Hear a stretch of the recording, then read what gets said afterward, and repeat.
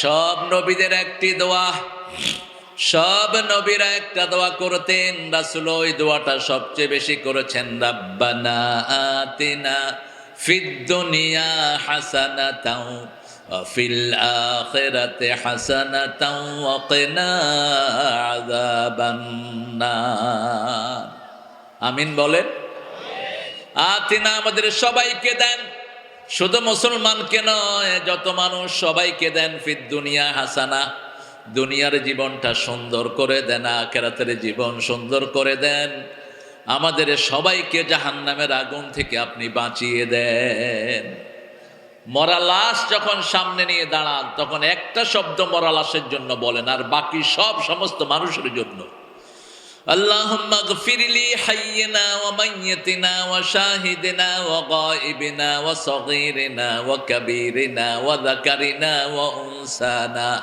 হে আল্লাহ, আমাকে মাফ করে দেন, সব জীবিতকে মাফ করেন, মরাকে মাফ করেন, পুরুষকে মাফ করেন, মহিলাকে মাফ করেন, উপস্থিত অনুপস্থিত সবাইকে আপনি মাফ করে দেন। এই জন্য সারা পৃথিবীর ধর্ম হওয়া দরকার ইসলাম, ইসলাম, ইসলাম। অন্য কোন ধর্ম আল্লাহর কাছে গ্রহণযোগ্য নয়। ঠিক না বা ঠিক? আল্লাহ বলছেন সূরা তাহা, কোন সূরা? সূরা তাহা। তহ অনেকেই বলেন রাসূলের নাম, কিন্তু এটা কোরআনের খেলাফ হয়ে যায়। কোরআন বলছে লা ইয়ালামু তা'বীলাহু ইল্লাল্লাহ। হরফে মুকাত্তাআত যেগুলো বিচ্ছিন্ন হরফ, এগুলোর অর্থ আল্লাহ ছাড়া আর কেউ। আলিফ লাম মিম অর্থ জানেন কে?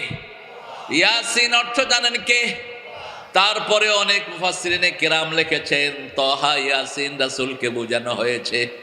হয়তো কোনো ইন্ডিকেশন তিনারা পেয়েছেন। তাহা মা আনজালনা আলাইকাল কুরআনা লিতাশকা। এই কোরআন আপনাকে কষ্ট পাওয়ার জন্য নাজিল করি নেই, কিন্তু এখন কোরআন আছে, মুসলমানদের কষ্ট আছে। ঠিক না বে ঠিক? কারণ মুসলমান কোরআনের কাছে যায় না, কোরআন পড়ে না, কোরআন অধ্যয়ন করে না, ভিতরে কি আছে জানে না। এখন একটা ঔষধ আপনাকে ডাক্তার দিয়েছে খাওয়ার জন্য, আপনি প্রত্যেকদিন তেলাওয়াত করে ধুয়ে দেন, এটা আপনি গিলেন না, আপনার রোগ ভালো হবে? ভালো হবে? রোগ ভালো হবে না। এই 30 পারা কোরআনে আল্লাহ বলছেন কি করতে হবে। এই 30 পারা কোরআনের শুরু থেকে শেষ পর্যন্ত বিষয় কি বলেন? বিষয় পড়া। আপনি করছেন কেন? স্টেজে তো কোরআনের বিষয় কি? মানুষ। বলেন, জোরে বলেন কি? আরো জোরে। মানুষ। Subject matter of Quran human being, মানুষ। মানুষকে নিয়ে কথা বলেছে কোরআন, মানুষ এবং জিন, মানুষ এবং জিন। সূরা জারিয়ার 53 নম্বর আয়াতে আল্লাহ উল্লেখ করছেন ওয়া মা খালাকাতুল জিন্না ওয়াল ইনসা ইল্লা লিয়াবুদুন। শুধু ইবাদতের জন্য আমাদেরকে সৃষ্টি করেছেন কে? আল্লাহ। এখন ইবাদতটা বুঝতে হবে। আজকে জিকিরের উপর কথা বলবো, আল্লাহ তৌফিক দান করুক। জিকির কিসের উপর? জিকির। জিকিরের থেকে যে মুখ ফিরিয়ে নেয়, সূরা তাহার 124 নম্বর আয়াতের ভিতরে আল্লাহ উল্লেখ করছেন ওয়ামান আ'রাদা আন যিকরি ফাইন্না লাহু মাঈশাতান দানকা ওয়া নাহশুরুহুম ইয়াওমাল কিয়ামাতি আ'মা। আল্লাহ রাব্বুল আলামিন বলছেন যে আমার জিকির থেকে মুখ ফিরায়, আ'রাদা, সে মুখ ফিরিয়ে নিল। যেমন আজান হলো, আপনি নামাজ পড়লেন না, আপনি কি করলেন? মুখ ফিরিয়ে নিলেন। পর্দা ফরজ, আপনি পর্দা মানলেন না, আপনি কি করলেন? মুখ ফিরিয়ে নিলেন। মানুষের যাকাত দেয়া সুন্নত না নফল? ও আর জোরে। কিন্তু যাকাত দিলেন না, আপনি মুখ ফিরিয়ে নিলেন। ওমা আ'রাদা আন যিকরি ফাইন্না লাহু মাঈশাতান দানকা। যে আমার জিকিরি থেকে মুখ ফিরিয়ে নেয়, আমি যন্ত্রণা দিয়ে তার জীবনকে ভরে দেই। কে বলছেন? সংকীর্ণতা দিয়ে ভরে দেই। সে খাবে দাবে ফুর্তি করবে, কিন্তু মনে কোনো শান্তি। দুনিয়াতে কাফেররা সুখ করে, কিন্তু তাদের মনে কোনো শান্তি নাই। চারিদিকে তাকিয়ে দেখেন, যেগুলো বেনামাজি, এদের ঘরেও শান্তি নাই, ভিতরেও শান্তি নেই। এরপরে আল্লাহ বলছেন শুধু এখানেই থামলেন না, ওয়া নাহশুরুহুম ইয়াওমাল কিয়ামাতি আ'মা। যারা আল্লাহর জিকির থেকে মুখ ফিরিয়ে নিবে কিয়ামতের ময়দানে তাদেরকে অন্ধ করে তুলে দিবেন কে? অন্ধ, আপনি চোখে দেখবেন না। আপনি বলবেন লিমা হাসারতানি আমা ওয়া কাদ কুনতু বাসীরা, why you brought me as a blind person? আল্লাহ, আমাকে আপনি অন্ধ করে তুললেন কেন? I was very good eye-sighted person, আমার তো খুব সুন্দর চোখ ছিল। وكذلك أتتك آياتنا فنسيتها وكذلك اليوم تنسى। তোমার কাছে আমার আয়াতগুলো এসেছিল, আমার নামাজের আয়াত, আমার যাকাতের আয়াত, আমার পর্দার আয়াত, আমার ইসলামী শাসনের আয়াত, দেশ ইসলামী আইনে চলানোর আয়াত, সব আয়াতগুলো তোমার কাছে এসেছিল। ফানাসিতাহা, তুমি ভুলে গেছো। কি করছো? ভুলে গেছো। জানেই তো না ভুলার কি আছে। বাংলাদেশের যতগুলো দল আছে অধিকাংশ দলের নেতারা নামাজ জানে না।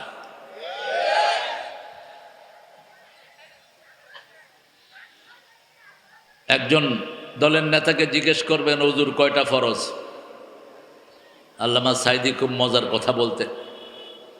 এক লোকের বাসায় গেলেন, তাকে জিজ্ঞেস করলেন নামাজ পড়ছেন? কয় হুজুর নামাজ না পড়ে থাকা যায়? কয় হুজুর ফরজ কয়টা? কয় 12টা। বলতে বলতে ওই লোক 20টা বলছে।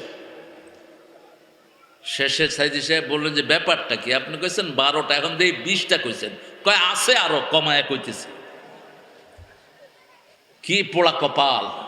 ফরজ গোসল জানে না ছেলেরা, মেয়েরা জানে না ফরজ গোসল। স্কুলগুলোতে শেখানো হয় না। আল্লাহর আয়াত থেকে অনেক হাজার গুণ দূরে আমরা, ঠিক না ঠিক? দিন যায় রাত যায়, জানাজা কিভাবে পড়তে হবে জানে না, কিভাবে পিতামাতার হক আদায় করতে হবে জানে না, কিভাবে বিবির সাথে ব্যবহার করতে হবে জানে না। যতগুলো আয়াত আল্লাহ দিয়েছেন 6666, অধিকাংশ আয়াতের ব্যাপারে আমরা গাফেল, ঠিক না ঠিক? আল্লাহ বলছেন কাযালিকা আতাতকা আয়াতুনা, আমার আয়াতগুলো তোমাদেরকে দিয়েছি। প্রথম আয়াত কি দিলেন? যালিকাল কিতাবু লা রাইবা ফীহি হুদাল লিল মুত্তাকিন। এটা হলো সূরা বাকারার প্রথম আয়াত। সূরা বাকারার কি আয়াত? আলিফ লাম মিম কে যদি আমরা প্রথম ধরি এটা দ্বিতীয় আয়াত হয়, আর যদি হরফে মুকাত্তাআত বাদ দেই এটা প্রথম আয়াত হয়। যালিকাল কিতাব, এটা ওই কিতাব যার ভিতরে কোনো সন্দেহ নাই। এখন এই কিতাব থুইয়া অন্য সব কিতাব পড়ে, শুধু এই কিতাবই পড়ে না। এটা যাও পড়ে রমজান একটু শুনে, বাস এতটুকুই। কিন্তু এত দ্রুত শুনে যে পড়ে হেও বুঝে না, যারা শুনে হেরাও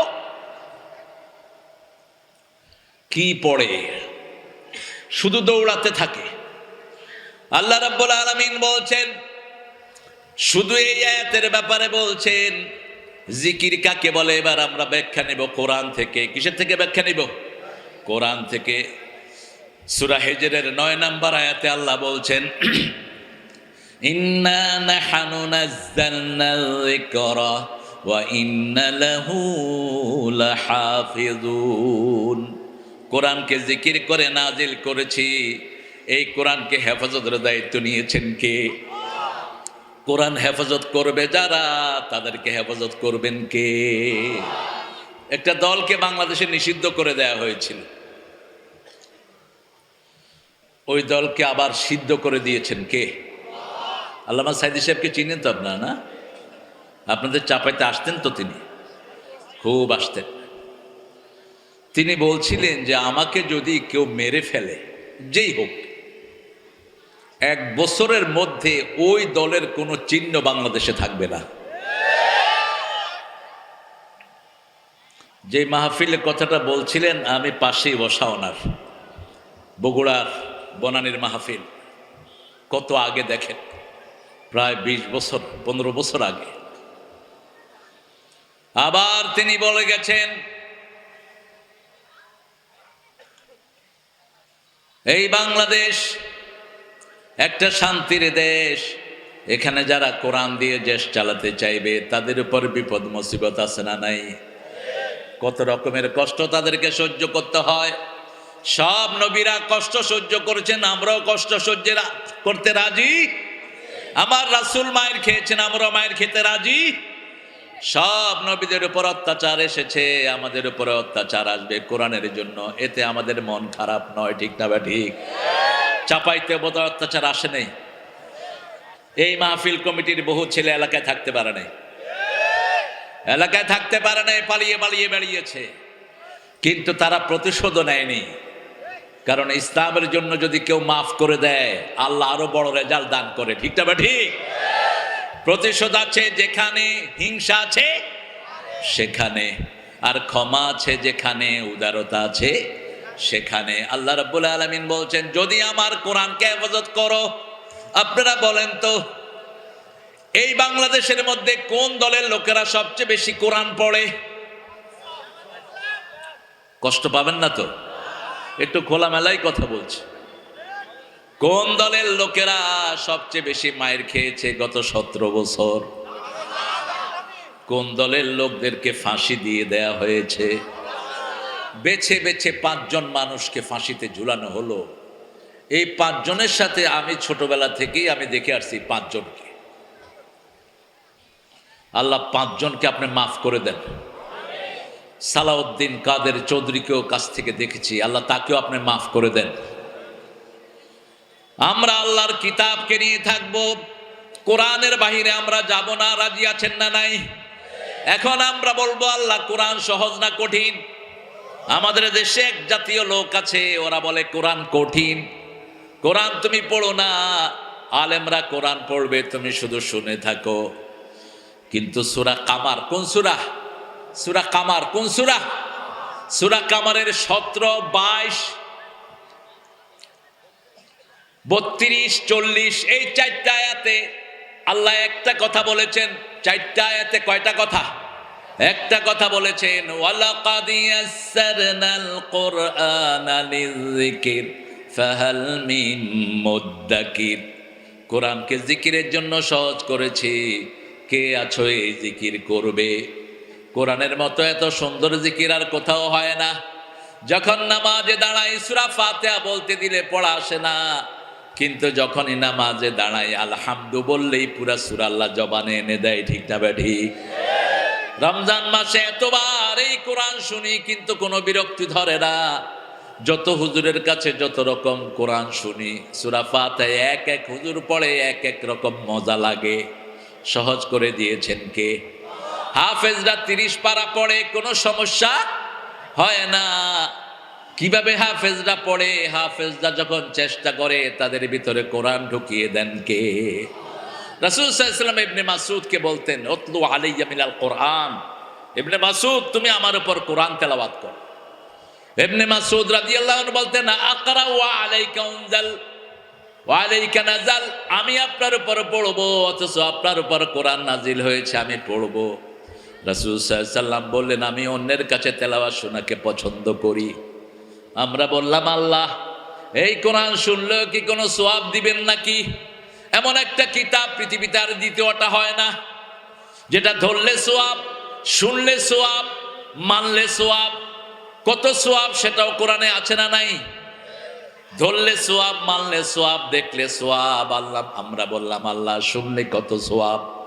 সূরা আনআমে আল্লাহ বলছেন, ইযা কুরিয়াল কুরআনু ফাসতামিউ লাহু ওয়া আনসিতু লাআল্লাকুম তুরহামুন। যখন কোথাও কোরআন পড়া হয়, আগে দিবে মন, তারপরে দিবে কান। তাহলে তোমাকে রহমত দান করে দিবেন কে? আল্লাহ রাব্বুল আলামিন রহমত দান করে দিবেন। এই কোরআনকে প্রথম আল্লাহ বলেছেন জিকির। কোরআনের নাম কি? আরো জোরে বলেন। সূরা বাকারার 152 নম্বর আয়াতে বলছেন, এই জিকিরকে তোমরা করো। তোমরা যদি আমার কোরআনের জিকির করো, আমি আল্লাহ নিজে তোমাদের জিকির করব। ফাযকুরুনি, পড়েন, ফাযকুরুনি আযকুরকুম ওয়াশকুরুলি ওয়ালা তাকফুরুন। তোমরা আমার জিকির করো, আমি তোমাদের জিকির করব। আমরা বললাম, আপনি আমাদের জিকির কিভাবে করবেন? রাসূল সাল্লাল্লাহু আলাইহি ওয়াসাল্লাম জবাব দিচ্ছেন, আযকুরুকুম বিল মাগফিরাহ। তোমরা যখন আল্লাহর কোনো কিছুর জিকির করবা, যেমন আপনি আল্লাহর আইনে ক্ষেতের আইল চালাচ্ছেন, ক্ষেতের আইলগুলো আপনি সোজা রেখেছেন, আপনার জিকির করবেন কে? আপনি রাস্তা দিয়ে হাঁটছেন, কোনো মেয়ের দিকে তাকাচ্ছেন না, আপনার এই যে মেয়ের দিকে তাকাচ্ছেন না, এটাও আল্লাহর আইন। কারণ আল্লাহ বলছেন সূরা নূরের ভিতরে, কুল্লিল মুমিনিনা ইয়াগুদ্দু মিন আবসারিহিম ওয়া ইয়াহফাযু ফুরুজাহুম, কুল্লিল মুমিনাতি ইয়াগুদ্দুনা মিন আবসারিহিন্না ওয়া ইয়াহফাযনা ফুরুজাহুন্না।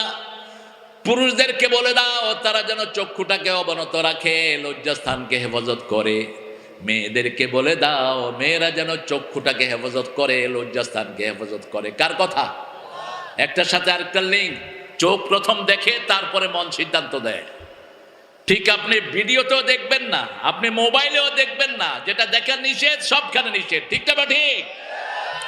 ছেলেরা এখন বের করে নিয়েছে, একবার তো দেখা জায়েজই আছে, আপনাদের এখানে না, একবার দেখে না। আপনি রাস্তা দিয়ে হাঁটছেন, অন্য ধর্মের লোকেরা থাকতে পারে, আমার মুসলমান মেয়েরা পর্দা করবে, এটাই স্বাভাবিক। যেই মুসলমান মেয়ে পর্দা করে না, ও কিয়ামতের ময়দানে অন্ধ হয়ে উঠবে।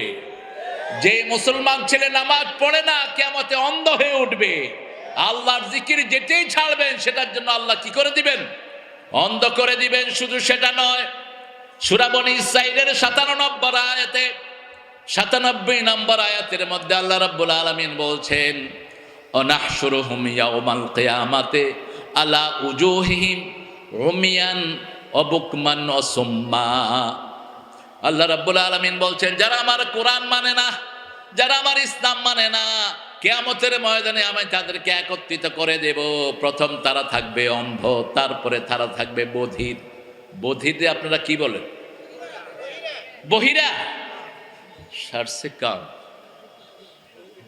বহিরা। মাশাআল্লাহ। বধির কে বহিরা, অন্ধ, বধির, আরেকটা কি?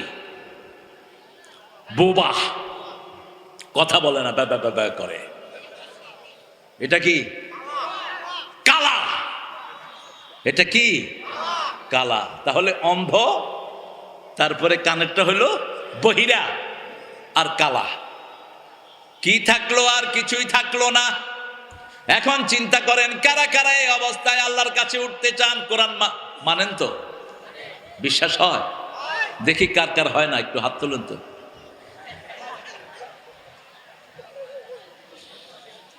মামুর বেটা, এই কোরআন সত্য কি মিথ্যা বলেন? কতটুক সত্য? কতটুক? এটাতে কোনো সন্দেহ? কালকের সূর্য মিথ্যা হবে, কোরআনের একটা ডট অসত্য নয়। ঠিক কিনা? কোরআনকে যারা অসত্য প্রমাণিত করে, তাদেরকে অসত্য হিসাবে পরিগণিত করেন কে? আপনাদের হাসিনা ইসকনকে জায়গা দিছে উত্তরাতে, 32 কাঠা জায়গা দিয়েছে মাত্র 1 লাখ টাকায়। এই ইসকনের শয়তানেরা সারা দেশে প্ল্যান নিয়েছে, আমাদের মুসলমান মেয়েদের পেটে হিন্দু সন্তানের জন্ম দিবে। প্রত্যেকটা ইউনিয়নে তাদেরকে এস্টাবলিশ করে থুয়ে গেছে হাসিনা। এই জন্য আমরা এই সমস্ত শয়তানদের সাথে আমাদের কোনো সম্পর্ক থাকবে। কিন্তু আমাদের ওই আওয়ামী লীগের মধ্যে অনেক ভাই আছেন, নামাজ পড়েন, রোজা করেন, আছেন না? নাই? ভাইরা, আপনারা নামাজ পড়েন, রোজা করেন। আপনি যখন নামাজ পড়েন তখন আপনি মুমিন, তখন আপনি কি? মুমিন। কিন্তু নামাজ পড়ে বেরিয়ে যখন এই বেডিকে মানবেন, তখন আপনি কি হবেন? আপনি আর ইসলামে থাকলেন না। রাসূল বলছেন, সায়াতি জামান ইউসবাহু মুমিনান ওয়া ইউমিনু ওয়া ইউমসি কাফিরা। এমন একটা সময় আসবে, সকালে মুমিন হবে, বিকালে কাফের হবে, বিকালে মুমিন হবে, সকালে কাফের হবে। আপনি বলেন, ইসকনকে যারা সহযোগিতা করে এরা মুমিন না কাফের? কত জঘন্য এই দল! প্রথম তারা 5ই আগস্টের পরে চট্টগ্রামের কোর্টে আক্রমণ করে শিবিরের একজন চৌকস উকিল সাইফুলকে দুনিয়া থেকে বিদায় করলো। সারা দেশে তারা অরাজকতার সিদ্ধান্ত নিয়েছে, আমরা ধরবো না, ধরলে আর ছাড়বো না। ঠিক না? ঠিক। মুসলমান কখনো কাউকে আগে আক্রমণ করতে জানে না। আমরা ইসলামারা এত মার খেয়েছি, আমরা কারো থেকে প্রতিশোধ নেই। আলহামদুলিল্লাহ বলি। আমার উপরে 14টা মামলা ছিল, আমি আপনাদের চাপাইতে এসে বহু ঘুরে গেছি, আমাকে স্টেজে উঠতে দেয়া হয়নি। এক অনুষ্ঠানে এসপি বলেছে উনি ঠিক আছেন, আরেক অনুষ্ঠানে ওই এসপি জানোয়ারটাই বলেছে তারেক মনোয়ার সাহেবকে উঠতে দেয়া হবে না। কোথায় সে এসপি এখন? আমরা কারো থেকে প্রতিশোধ নেই, কারণ আমরা আল্লাহর জন্য কাজ করি, ঠিক না ঠিক? আমার সব ভাইয়েরা আমরা এখন আল্লাহর দলের লোক। কার দলের লোক? আমরা আল্লাহর জিকির আমাদের জীবনে করব, কারণ আমার কবরে আমাকে যেতে হবে, অন্য কেউ যাবে না, ঠিক না ঠিক? আল্লাহর কোরআনের জিকির মানবেন তো? মানবেন তো? একটু হাত তুলে আবার দেখা দেন।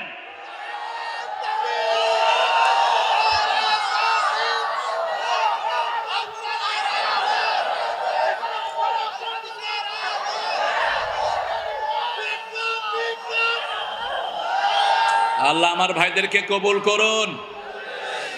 এবার তৃতীয় জিকির আল্লাহ বলছেন সূরা জুমার 9 নম্বর আয়াত, ইয়া আইয়ুহাল্লাযীনা আমানু ইযা নুদিয়া লিস-সালাতি মিন ইয়াউমিল জুমআহ ফাসআউ ইলা যিকরিল্লাহি ওয়া যারুল বাই', যালিকুম খায়রুল লাকুম ইন কুনতুম তা'লামুন।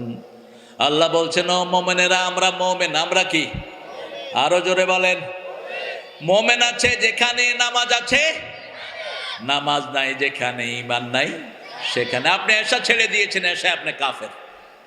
এশা ছাড়া অবস্থা আপনি মারা গেলেন, আপনার সাক্ষাৎ হবে নমরুদের সাথে, হামানের সাথে, ফেরাউনের সাথে, কোন নবীর সাথে আপনার সাক্ষাৎ হবে না।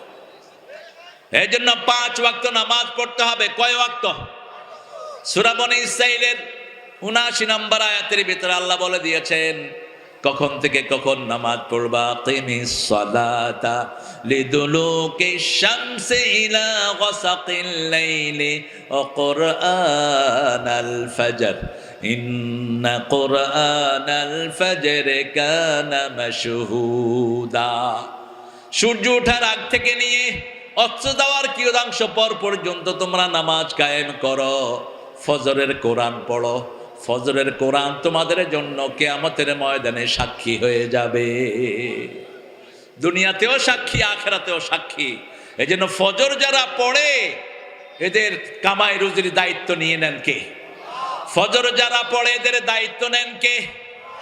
তাহলে 3 নম্বর হলো জিকির, হলো নামাজ। 3 নম্বর জিকির কি? আল্লাহ বলছেন সূরা জুমার 9 নম্বর আয়াতে, হে মুমিনেরা, যখন মুয়াজ্জিন জুমার দিন আযান দেয় ফাসআউ ইলা যিকরিল্লাহ, আগে বললেন সালাত আর দ্বিতীয় বললেন যিকরিল্লাহ।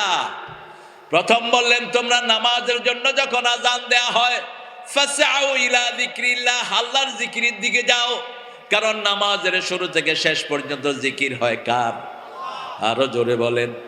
তাহলে প্রথম জিকির হলো কোরআন, দ্বিতীয় জিকির কি? লা ইলাহা ইল্লাল্লাহ। তৃতীয় জিকির হলো সালাত। তৃতীয় জিকির কি? সালাত।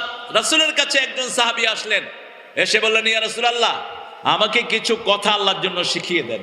রাসূল বললেন তুমি পড়ো। আপনারা পড়েন আলহামদুলিল্লাহ, আল্লাহু আকবার, লা ইলাহা ইল্লাল্লাহ, সুবহানাল্লাহ।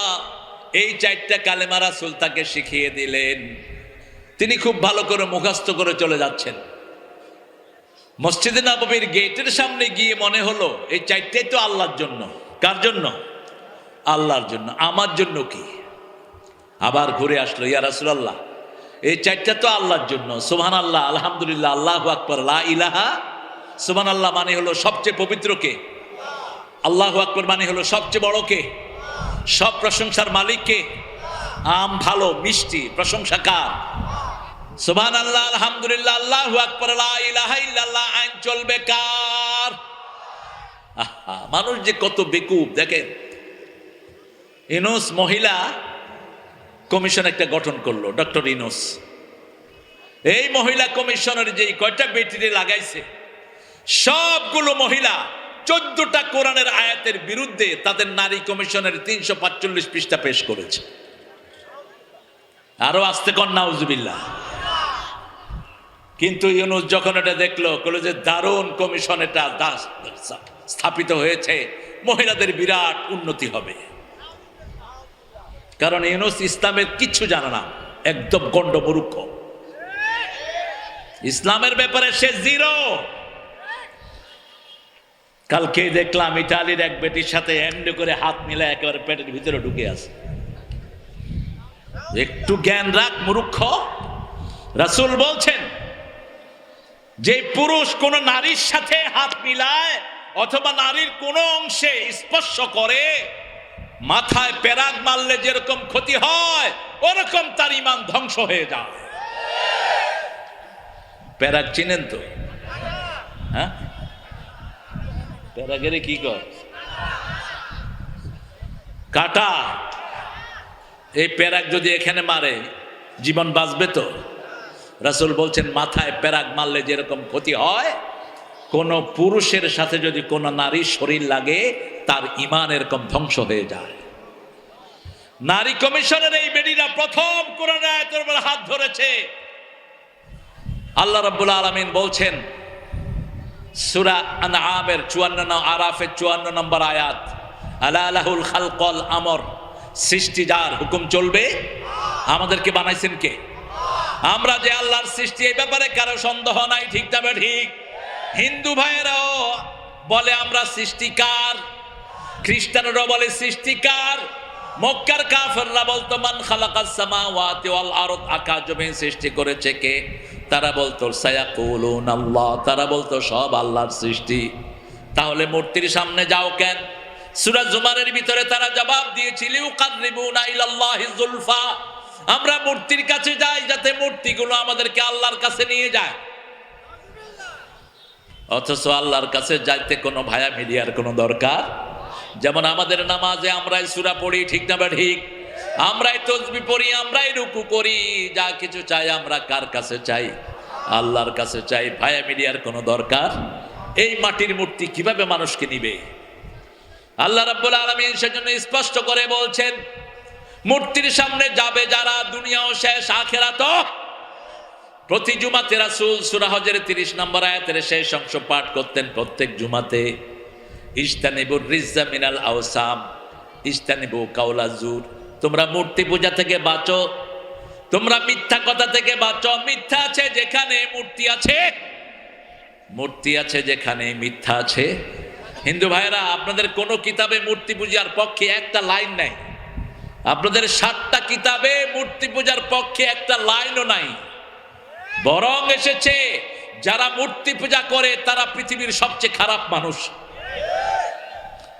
কারণ নিজে হাতে মাটি দিয়ে বানায়, বানিয়ে আবার এটাকে কোথায় ফেলে? পানিতে। পানিতে যখন ফেলে চুমু দিয়ে ফেলে, তো কি করে? লাভ দিয়ে ফেলে, এরপরে পা দিয়ে কি করে? নিচের দিকে যা। এখন ভারতের বহু হিন্দু ঠাকুর এখন আলোচনা করছে যেটা নিজেকেই বাঁচাতে পারে না সেটা তোমাকে বাঁচাবে কেমনে? এই মূর্তি তো নিজেকেই বাঁচাতে পারে না। এক মেয়ে তার মায়ের সাথে আসছে মূর্তি পূজা দেখতে, দেখে যে তাদের ভগবান জিহ্বা বের করে আসছে। মেয়ে জিহ্বা রসগোল্লা দিয়ে দিছে। এখন রসগোল্লা তো আর ওটা খাইতে পারে না। মেয়ে বলতেছে দেবতা খায় না কেন? তো মা বলতেছে এটা তো আসল দেবতা না, আসল দেবতা উপরে। তো মেয়ে বলতেছে তো তুমি এটার পূজা করো কেন? যেটা উপরে হেটারই পূজা করো। কি সহজ যুক্তি! একই যুক্তি ইব্রাহিম আলাইহিস সালাম দিয়েছেন সূরা আম্বিয়া, মা হাযিহি তামাসিলুল্লাতী আনতুম লাহা আকিফুন। ও বাবা, তুমি এই মূর্তির সামনে হাত জোড় করে ইতিকাফ করছো কেন? বাবা বলছে আজি আসনামুকুম, এটা তোমাদের দেবতা। ইব্রাহিম আলাইহিস সালাম বলছে লা ইউসমা ওয়ালা ইউবসির, চোখেও দেখে না কানেও শুনে না, এটা কেমনে দেবতা হলো? এবার ছেলেকে বাপ বলছে লা আজরিমান্নাক, তোকে পাথর মেরে খুন করব যদি তুই এটার বিরুদ্ধে কথা বলস। আর ছেলে জবাব দিচ্ছে লা আস্তাগফিরান্না লাকা ইলা রাব্বি, আপনি আমাকে পাথর মারবেন, আমি কিন্তু পাথরের জবাব পাথর দিয়ে দেব না, আমি আপনার গুনার জন্য মাপ চেয়ে আল্লাহর কাছে কাঁদব। এই হলো ছেলে বাপের কথোপকথন। বাপ যদি মুশরিক হয় তার সাথে দুর্ব্যবহার করা হারাম, ঠিক না ঠিক? বাপ যদি ইসলাম নাও মানে আপনি তার সাথে দুর্ব্যবহার করতে পারবেন? মায়ের সাথে দুর্ব্যবহার করা যাবে না, কড়া কথায় কথা বলা যাবে না।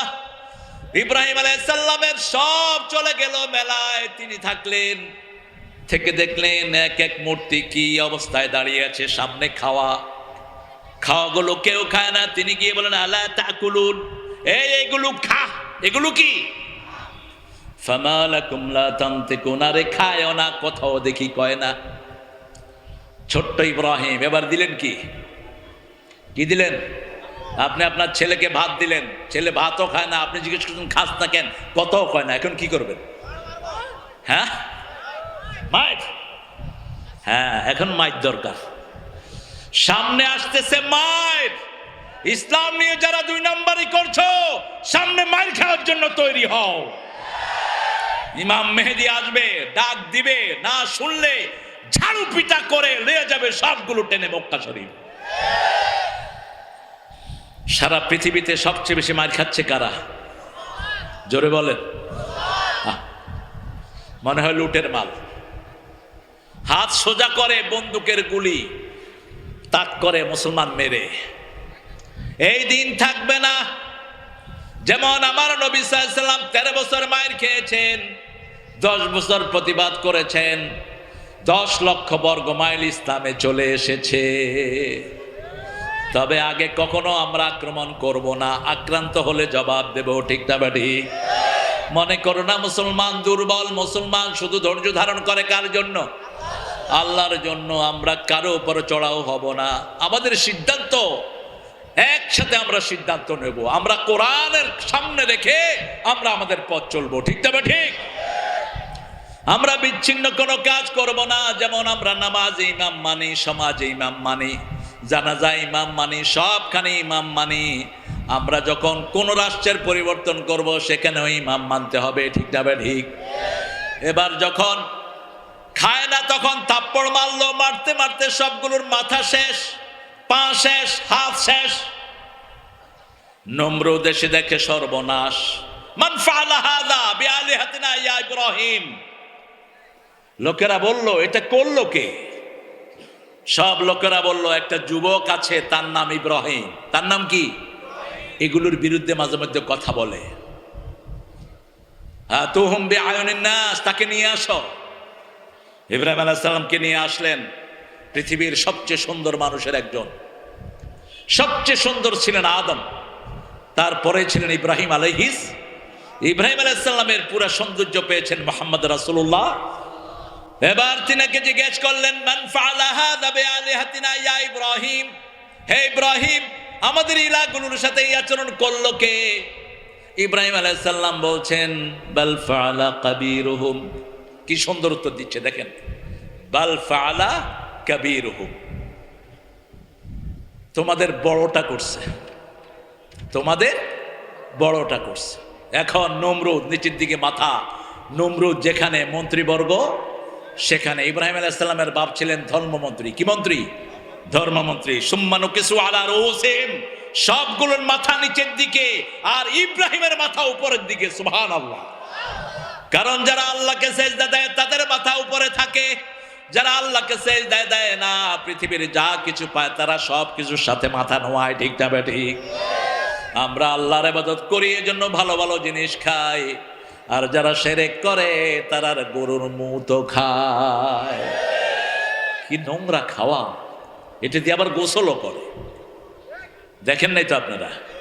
ইন্টারনেটে তো এটা এখন স্বাভাবিক। এবং ভারতে গরুর মুত বিক্রি হয় এবং গোবরের চকলেট বিক্রি হয়। আর আপনি কইতেছেন নাউজুবিল্লাহ, ওরা পবিত্র হওয়ার জন্য গু খায়। মিষ্টির সাথে ওরা বিভিন্ন গোচনা, গরুর পেশাব দেয়, দেবতার জিনিস তো। এই জন্য হিন্দু ভাইদের ওখান থেকে খাইতে সতর্ক হবেন। জিজ্ঞেস করবেন গরুর মুখ দিছত কিনা। আপনি চেক না করে খাবেন না, না খাওয়াই ভালো, না খাওয়াই ভালো। কিন্তু যেহেতু আমাদের সমাজের তারা অংশ, আমাদের অনেক ভাইয়েরা দেখবেন দোকান হিন্দু ভাইয়ের কিন্তু কর্মচারী মুসলমান। কর্মচারী কি? মুসলমান। সেখানে আপনি চেক করে খান। তবে কোনো গোস্ত জাতীয় জিনিস সেখান থেকে খাওয়া জায়েজ নাই। আপনি ভেজিটেবল নিতে পারেন অথবা অন্য কিছু নিতে পারেন। সাইয়েদনা ইব্রাহিম আলাইহিস সালাম একা, সমস্ত নমরুদের গোষ্ঠী একা একজন তৌহিদের উপরে দাঁড়াবেন, সাহায্য করবেন কে? নমরুদ বলছে, ইব্রাহিম তুমি জানো এগুলো তো কথা বলতে পারে না। তিনি বলছেন, উফফিল লাকুম আইফকানা আলিহাতান দুনাল্লাহি তুরিদুন, আফসোস তোমাদের জন্য, কেন আল্লাহ ছাড়া এই সমস্ত মূর্তিগুলোকে তোমরা দেবতা বানিয়ে রেখেছো। কোনো কথা না পেয়ে নমরুদ বলছে, হাররিকুহু ওয়ানসুরু আলিহাতাকুম, তোমরা ইব্রাহিমকে পুড়ে ফেলো যদি তোমাদের দেবতাকে সাহায্য করতে হয়। রাখে আল্লাহ, রাখে আল্লাহ। যুগে যুগে সব নমরুদরা চায় ইব্রাহিমের উম্মতেরা যেন বেঁচে না থাকে। ঠিক না ঠিক? ফাঁসি, জুলুম, জেল জুলুম সব হয়। কাঠ জোগাড় করা শুরু হলো, ইব্রাহিম আলাইহিস সালামকে আগুনে দেয়া হবে। ইব্রাহিম আলাইহিস সালাম ছাড়া আর কেউ ছিল না ওনার সাথী। ইব্রাহিম কানা উম্মাতান কানিতান, আল্লাহ বলছেন আমার ইব্রাহিম একাই ছিল উম্মত। আল্লাহু আকবার। সমস্ত মুসলিম উম্মার তিনি ছিলেন ইমাম। তিনি কি ইমাম? ইন্নী জাইলুকা লিন্নাসি ইমামা। এজন্য নামাজ পড়ে শুরুতে ওনার দোয়া, নামাজ শেষ করে শেষে ওনার দুরূদ। নামাজ শুরু করে ইন্নী ওয়াজ্জাহাতু পড়েন, ইন্নী ওয়াজ্জাহাতু ওয়াজহিয়া লিল্লাযী ফাতারাস সামাওয়াতি ওয়াল আরদ হানিফাও ওয়া মা আনা মিনাল মুশরিকিন। তাকবীরে তাহরিমা বেদে এটা পড়বেন। রাসূল এটা পড়তেন। অনেকে বলে জায়নামাজে দাঁড়িয়ে পড়তেন, না, সহিহ বর্ণনা হলো তাকবীরে তাহরিমা বেদে তিনি পড়তেন ইন্নী ওয়াজ্জাহাতু। আরো দুইটা আয়াত পড়তেন, কুল ইন্না সলাতি ওয়া নুসুকি ওয়া মাহইয়ায়া ওয়া মামাতি লিল্লাহি রাব্বিল আলামিন লা শারীকা লাহ ওয়া বিযালিকা উমিরতু আনা আউয়ালুল মুসলিমিন। এই দুটো আয়াতও পড়তেন আর এটাও পড়তেন। রাসূল সাল্লাল্লাহু আলাইহি সাল্লাম বলছেন, ইব্রাহিম আলাইহিস সালামকে আল্লাহ রাব্বুল আলামিন যেই রূপ দিয়েছেন সেই রূপই আল্লাহ আমাকে দান করেছেন। আর আমার এই সৌন্দর্য আমার নাতি হোসেনকে আল্লাহ দান করে দিয়েছেন। তার জন্য আগুন জোগাড় করা হলো, কাঠ জোগাড় করা হলো, তাকে আগুনে ফেলা হবে। যত মানুষ যায় এত ভারী, তিনাকে উঠানো যাচ্ছে না। শয়তান এসে পরামর্শ দিল, ইব্রাহিম আলাইহিস সালামকে তোমরা নিতে পারবা না, তার চারিদিকে লক্ষ লক্ষ ফেরেশতা দিয়ে রেখেছেন কে? তোমরা একটা মেলার আয়োজন করো। কিসের আয়োজন? মেলার আয়োজন করো।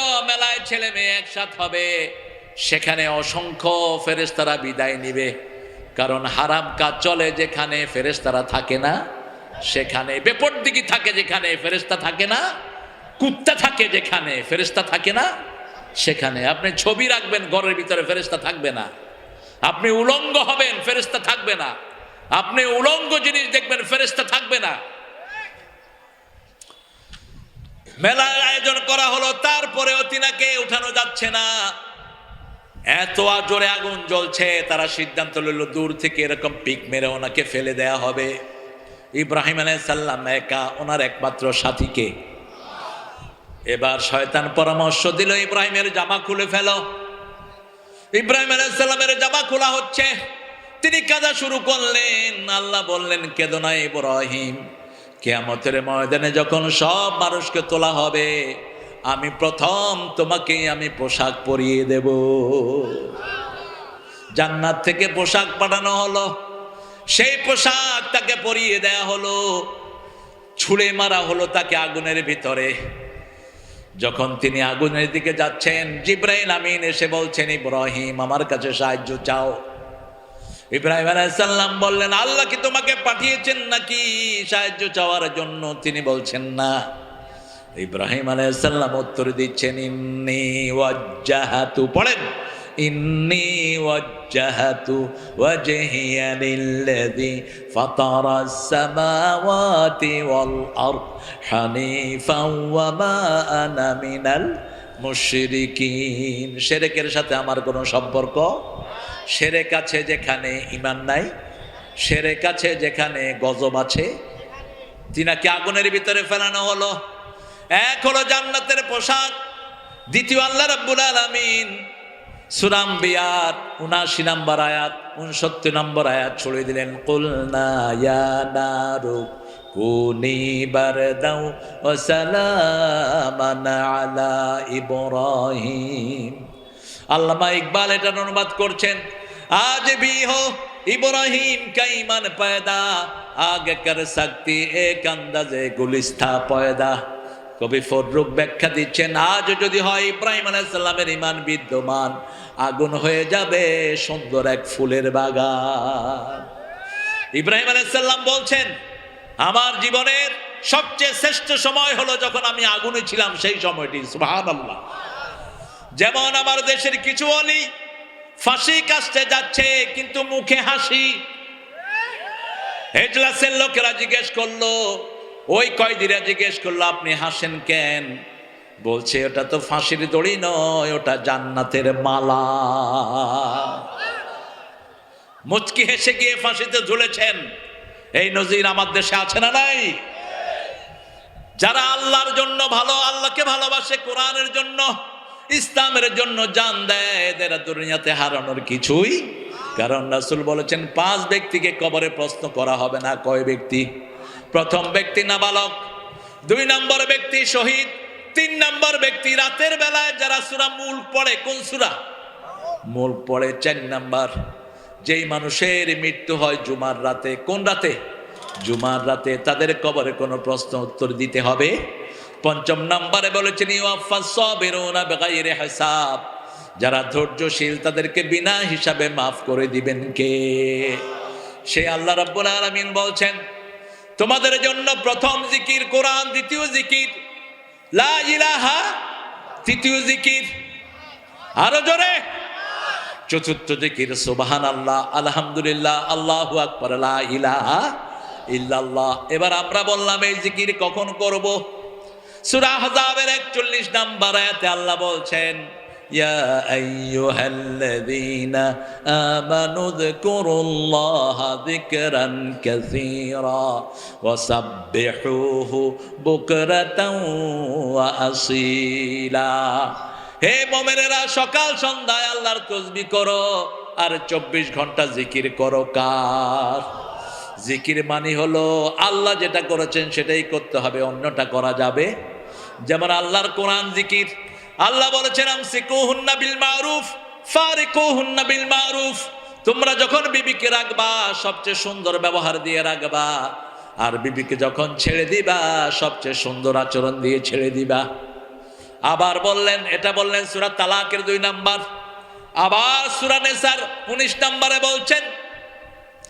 আশরুহুন্না বিল মারুফ কোরআন হলো জিকির কোরআন মানলে অটোমেটিক জিকির আমলনামায় লিখে দিবেন কে আপনি কোরআনের দল করলেন আপনার উঠা বসা সবকিছু কোরআনের এই জিকিরের ভিতরে শামিল করে দিবেন কে কিন্তু আপনি দল করলেন মানুষের দল কোন মানুষ যেই মানুষ জীবনে এক ওয়াক্ত নামাজ পড়ে না এরকম লোকের দল আছে না নাই আরো জোরে বলেন আপনি তার দল করেন কেমন দল করতে হবে একজনের যিনি বানালেন যিনি দল হবে তার ঠিক না ঠিক আমরা বললাম আল্লাহ আপনার কোরআন তো জিকির এই কোরআনের দল করতে হলে কোন দল করব কোরআনের ভিতরে সেই দলের নাম আছে না নাই ইন্নাদ-দীনা ইনদাল্লাহিল ইসলাম আল্লাহর কাছে একমাত্র মনোনীত ব্যবস্থা হলো ইসলাম আমরা বললাম যদি আমরা ইসলাম না করি কি ক্ষতি হবে সূরা আল ইমরানের 85 নম্বর আয়াতে আল্লাহ বলছেন আমান ইয়াবতাগি গায়রাল ইসলামি দীনান ফালাই ইউকবালা মিন ওয়া হুয়া ফিল আখিরাতি মিনাল খাসিরিন কোন ব্যক্তি বা জনগোষ্ঠী যদি ইসলাম ছাড়া অন্য কোন ধর্ম গ্রহণ করে নেয় তার দুনিয়াও শেষ আখিরাতও সব ক্ষতির মধ্যে শামিল হয়ে যাবে কোন ক্ষতি যেই ক্ষতি থেকে বাঁচার জন্য আল্লাহ 3টা কসম খেয়েছেন কয়টা ওয়াল আসর ইন্নাল ইনসানা লাফি খুসর আল্লাহ বলছেন সময়ের কসম মহাকালের কসম আল্লাহ রাব্বুল আলামিন বলছেন ওয়াল আসর ইন্নাল ইনসানা লাফি নিশ্চয়ই মানুষ লাম তাকিদ ইন্না তাকিদ আর এর লাগিয়েছেন আলিফ লাম ইস্তিগরাকি অর্থাৎ সমস্ত মানুষ তারপরে নিশ্চিতভাবে ধ্বংসের মধ্যে নিমজ্জিত রাসূল এটার ব্যাখ্যা দিচ্ছেন আদ-দুনিয়া মালউনা মালউনাতুন ওয়া মা ফিহা ইল্লা যিকরুল্লাহ আলিম ওয়া মুতাআল্লিম ওয়ালা ওয়ালা দুনিয়ার উপর আল্লাহর লানত দুনিয়ার ভিতরে যা কিছু আছে সব কিছুর উপর আল্লাহর লানত শুধু 4টা জিনিস ছাড়া কয়টা প্রথম হলো আল্লাহর জিকির কার জিকির এখন যদি এলাকার জন্য গজবের ফয়সালা হয় এই জায়গাটাকে হেফাজত করে দিবেন কে? এই জন্য যেখানেই যাই সেখানেই আমরা কার জিকির করব? জিকির নাই যেখানে আমরা যাব না সেখানে প্রথম হলো আল্লাহর জিকির, এরপরে আলেম ওয়া মুতাআল্লিম এই জিকির যে শিক্ষা দেয় আর যে এই জিকির শিখে আর এই জিকিরকে যারা অনুসরণ করে তাদেরকে হেফাজত করে দিবেন কে? যেমন নামাজ হলো জিকির, আজান হলেই কোথায় যেতে হবে? মসজিদে যেতে হবে। আল্লাহ রাব্বুল আলামিন বলছেন উযকুরুল্লাহ ইযা নাসিত, যখনই তুমি ভুলে যাবা তখনই আবার জিকির করো। কার? রাসূল বসে আছেন মসজিদে নববীতে, বসে বলছেন এই জান্নাতে বড় গাছ লাগাবে কে? সেদিন আবু হুরায়রা দৌড়িয়ে আসলেন, ইয়া রাসূলুল্লাহ কত বড় গাছ? রাসূল সাল্লাল্লাহু আলাইহি ওয়াসাল্লাম বললেন এত বড় গাছ, একটা গাছের নিচ দিয়ে 700 বছর ঘোড়া চলবে, ছায়া শেষ হবে না। আরো আসতে সুবহানাল্লাহ। সাইয়েদনা আবু হুরায়রা বললেন ইয়া রাসূলুল্লাহ আমি এই গাছ লাগাতে চাই। রাসূল সাল্লাল্লাহু আলাইহি ওয়াসাল্লাম বললেন তাহলে আমার সাথে পড়ো সুবহানাল্লাহ, আরো জোরে সুবহানাল্লাহ, আলহামদুলিল্লাহ, আল্লাহু আকবার, লা ইলাহা ইল্লাল্লাহ। এই সবগুলো তখন কাজে লাগবে যখন আপনার দল হবে ইসলাম, ঠিক না বে ঠিক? আপনি একটা স্কুলে ভর্তি হলেন না, এই স্কুলে আপনার নাম নাই, এখন যদি পরীক্ষা দেন রেজাল্ট আসবে? ক্লাস করলে উঠবে? আগে কি হতে হবে? এই জন্য 13 বছর রাসূল শুধু দলে ঢুকেছে। রাসূল শুধু কোথায় ঢুকালেন? ওই যে হামজা পাগলাটা মাঝে মধ্যে একটু কথা কয়া একটু উল্টাপাল্টা করে ফেলে। গত পরশুদিন বলছে খাদিজা জীবনে এক ওয়াক্ত নামাজও পড়ে না, একটা রোজাও রাখে না, একটা সদকাও দেয়নি, হজও করেনি। তো মা খাদিজার সময় তো এগুলি ফরজই হয়নি, বুঝেন নাই? মা খাদিজাতুল কুবরা রাদিয়াল্লাহু আনহা যখন মারা গেছেন, ওনার মৃত্যুর অনেক পরে নামাজ ফরজ হয়েছে, অনেক পরে রোজা ফরজ হয়েছে, অনেক পরে যাকাত ফরজ হয়েছে। কিন্তু শুনতে কেমন লাগে? তো এইভাবে না বলাই ভালো। এইভাবে বললে হঠাৎ করে মানুষের মনে আঘাত লাগে, ঠিক না বা ঠিক?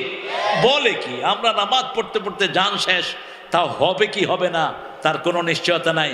এ কয় নামাজ ছাড়াই দেখি মা খাদিজা জান্নাতে চলে যাচ্ছে। এখন মক্কায় যারা কালেমা পড়েছে, যেমন রাসূল সাল্লাল্লাহু আলাইহি ওয়াসাল্লাম নিজের ঘরের দিকে যাচ্ছেন, একটা ইহুদি রাসূলকে ডেকে নিলেন, শুনো আমার ছেলেটা মারা যাচ্ছে, তুমি একটু আসো। কি ভালোবাসতেন রাসূলকে। যারা কোরআনের দল করবে এরকম মানুষ তাদেরকে ভালোবাসবে, ঠিক না ঠিক? আপনাদের এই এলাকায় একজন মানুষ আছে আমার দেখলেই শ্রদ্ধা করতে ইচ্ছা করে, বলুন তো ওনার নাম কি? দেখলেই মনে হয় জীবন্ত সুন্নত হাঁটতেছে। কোনদিন কারো সাথে রাগ করেছে আমি দেখিনি। আমি ওনাকে চিনি সেই রাজশাহী বিশ্ববিদ্যালয় থেকে। কি নাম? হ্যাঁ আপনারা তো জানেন দেখি।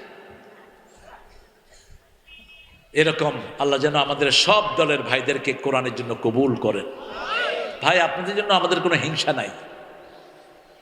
ডাক্তার শফিককে জিজ্ঞেস করা হলো আপনারা ক্ষমতায় যাওয়ার জন্য একটু উঠে পড়ে লাগছেন কেন? তিনি বললেন দেখেন আমাদের যদি একজনও মেম্বার এমপি মন্ত্রী না হয় কোনো আফসোস নাই। আমরা মন্ত্রী হতে চাই না, এমপি হতে চাই না, আমরা চেয়ারম্যান মেম্বার হতে চাই না, আমরা চাই পার্লামেন্টটা কোরআন দিয়ে চলুক, ঠিক না ঠিক? যেই যাবে আমরা পার্লামেন্ট কোরআন ছাড়া চালাতে দেব না। রাজি আছেন মুসলমান? হাত তুলে দেখা দেন।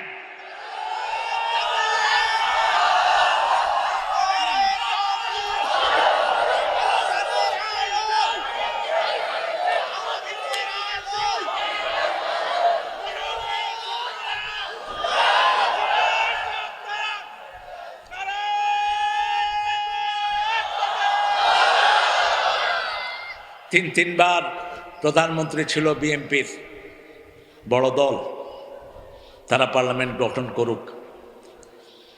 আমাদের দেশে দেখবেন পার্লামেন্ট নির্বাচনে সবাই খরচ করে, ঠিক না ঠিক?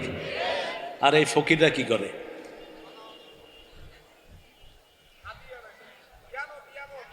তুমি এই এলাকায় তোমার পকেটের পয়সা দিয়ে মানুষের খাওয়াইবে, ওরা ইনভেস্ট করে দেখবেন ওদের এক একজনের বাজেট 6 কোটি 7 কোটি, ঠিক না ঠিক?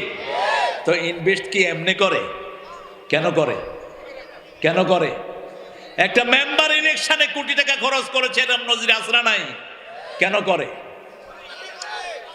উঠিয়ে আনার জন্য। আর এদের উঠে আনার কোনো ধান্দা নাই। যা খরচ করবে সব আল্লাহর জন্য। কার জন্য? তবে হ্যাঁ, আমার ভাইদেরকে নিয়ে আমরা বেহেশতে যেতে চাই। আমরা চাই আমরা সবাই যেন আল্লাহর জান্নাতে যেতে পারি। ঠিক না ঠিক? আজকে থেকে আমরা কোরআন পড়া ছাড়বো না। রাজি আছি তো? 2 নাম্বার, 5 ওয়াক্ত নামাজ মসজিদে পড়বেন তো? পড়বেন তো? মসজিদে আক্রমণ করলে পড়বেন কেমনে? হ্যাঁ, অবশ্যই সিনারিওটা একটু চেঞ্জ হয়েছে। আমি গতকালকে দেখলাম ফখরুল সাহেব মুজিবুর রহমান চাচার মুখের ভিতরে কি যেন খাওয়া দিচ্ছে। তো রাজশাহী থেকে শুরু হচ্ছে গো সম্পর্কটা। হ্যাঁ, মুজিবুর রহমান চাচার মুখে কি জানি খাওয়া দিল ফখরুল। তা আমার তখন খুব বলতে ইচ্ছা করছিল যে চাচা আপনিও তারে খাওয়ায়া দেন, আর বলেন যে এই খাওয়ায়া দিলাম, তুমি শরীয়তটাকে গিলে নাও। শরীয়ত তো আল্লাহর পদ্ধতি। ঠিক না ঠিক? এটা জানতে হবে। যেমন আমাদের শরীয়ত কি? আমাদের শরীয়ত হলো আমরা ঘুম থেকে উঠি আগে মসজিদে যাই। ঠিক না ঠিক?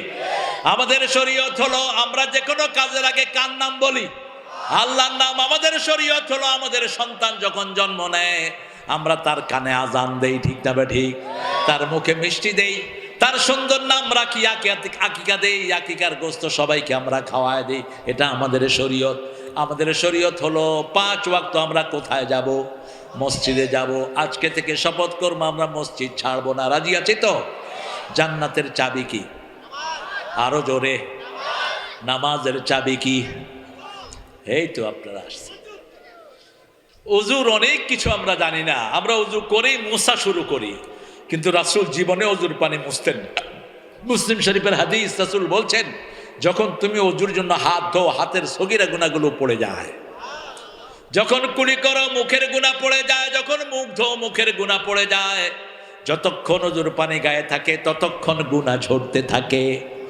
শেষ বিন্দু যখন ঝরে যায়, শেষ গুনাহটা তোমার শরীর থেকে ঝরে যায়। রাসূল বলছেন যখন কেউ ঘরে ওযু করে এক পা বাহিরে দেয় তার সব গুনাহ আল্লাহ মাফ করে দেয়।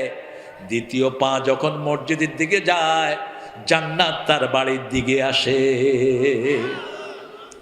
5 ওয়াক্ত নামাজ আছে যেখানে ঈমান আছে। আমরা 5 ওয়াক্ত নামাজ ছাড়বো না। রাজি আছি তো? আমার আল্লাহ বলছেন 5টা কথা বলেছেন নামাজের ব্যাপারে। কয়টা? আল্লাযীনা ইউমিনুনা বিল গায়বি ওয়া ইউকিমুনাস সালাতা ওয়া মিম্মা রাযাকনাহুম ইউনফিকুন। ঈমানের দাবি যদি করো নামাজ কায়েম করতে হবে। কায়েম মানে একা পড়া না। তুমি পড়বা, তোমার মেয়ে পড়বে, তোমার ছেলে পড়বে, তোমার বিবি পড়বে। নামাজের পরিবার গঠন করতে হবে। আর নামাজ পড়েই খরচ করতে হবে কার রাস্তায়? দ্বিতীয় বললেন ওয়াস্তাঈনু বিস-সাবরি ওয়াস-সালাহ ইন্নাহা লাকাবীরাতুন ইল্লা আলাল খাশিঈন। তোমরা নামাজের মাধ্যমে আল্লাহর কাছে সাহায্য চাও। বিস-সাবরি ওয়াস-সালাহ, নামাজ আর ধৈর্যের মাধ্যমে সাহায্য চাও। এটা চাওয়া খুব কঠিন যাদের মধ্যে আল্লাহর ভয় নাই।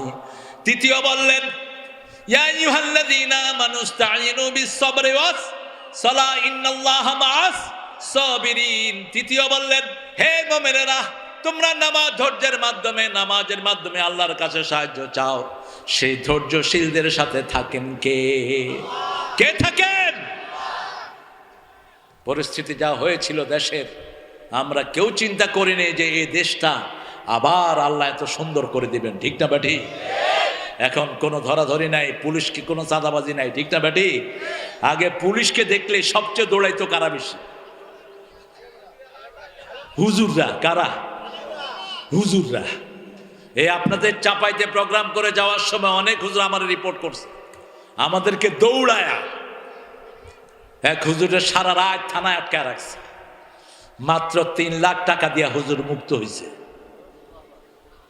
অর্থাৎ 1 ওয়াজে আইসা 10 ওয়াজের পয়সা শেষ। কিন্তু এখন আর কোনো ধরাধরি নাই। পুলিশ একটা স্টেজের দিকে আসলে হুজুরের কাঁপা শুরু। ঠিক না বা ঠিক? কি রাজত্ব পুলিশেরা করেছে। আর এখন আগে কারা সালাম দেয়? কারা? এই পরিবেশ আমাদেরকে করে দিয়েছেন কে? 4 নাম্বার আল্লাহ রাব্বুল আলামিন বলছেন কাদ আফলাহাল মুমিনুন আল্লাযীনা হুম ফি সালাতিহিম খাশিউন। সফল হবে তারা নামাজ পড়বে যারা, সফল হবে তারা নামাজ পড়বে যারা। মুয়াজ্জিন প্রত্যেকদিন ডাকে হাইয়া আলাস সালাহ, নামাজের দিকে আসো।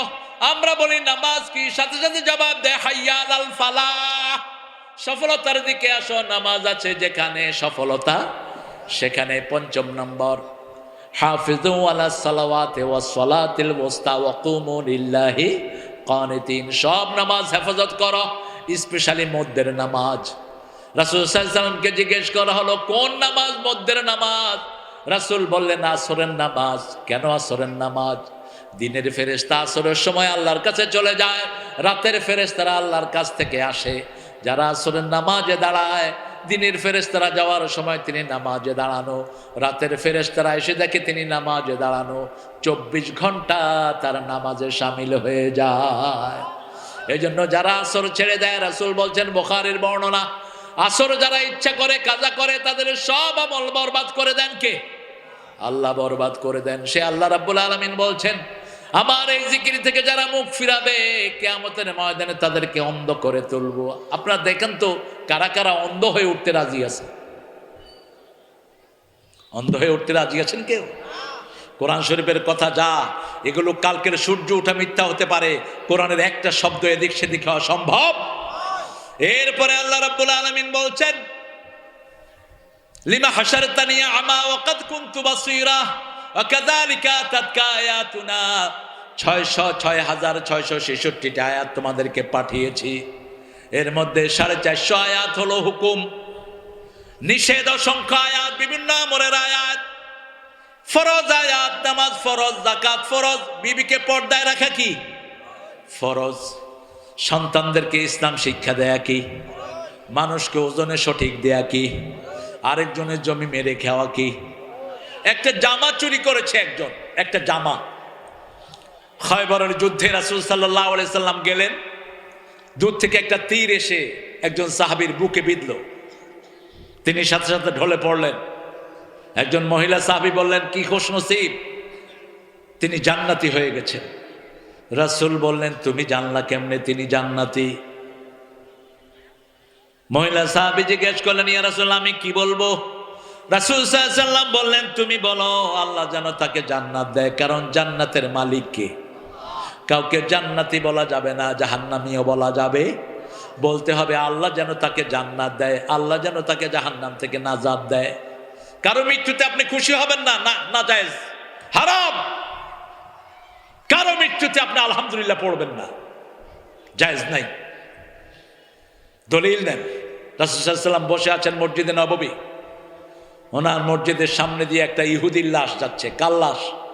তিনি দাঁড়িয়ে গেলেন, সাহাবায়ে কেরাম বললেন this is the dead body of Jewish person, এটা ইহুদির লাশ।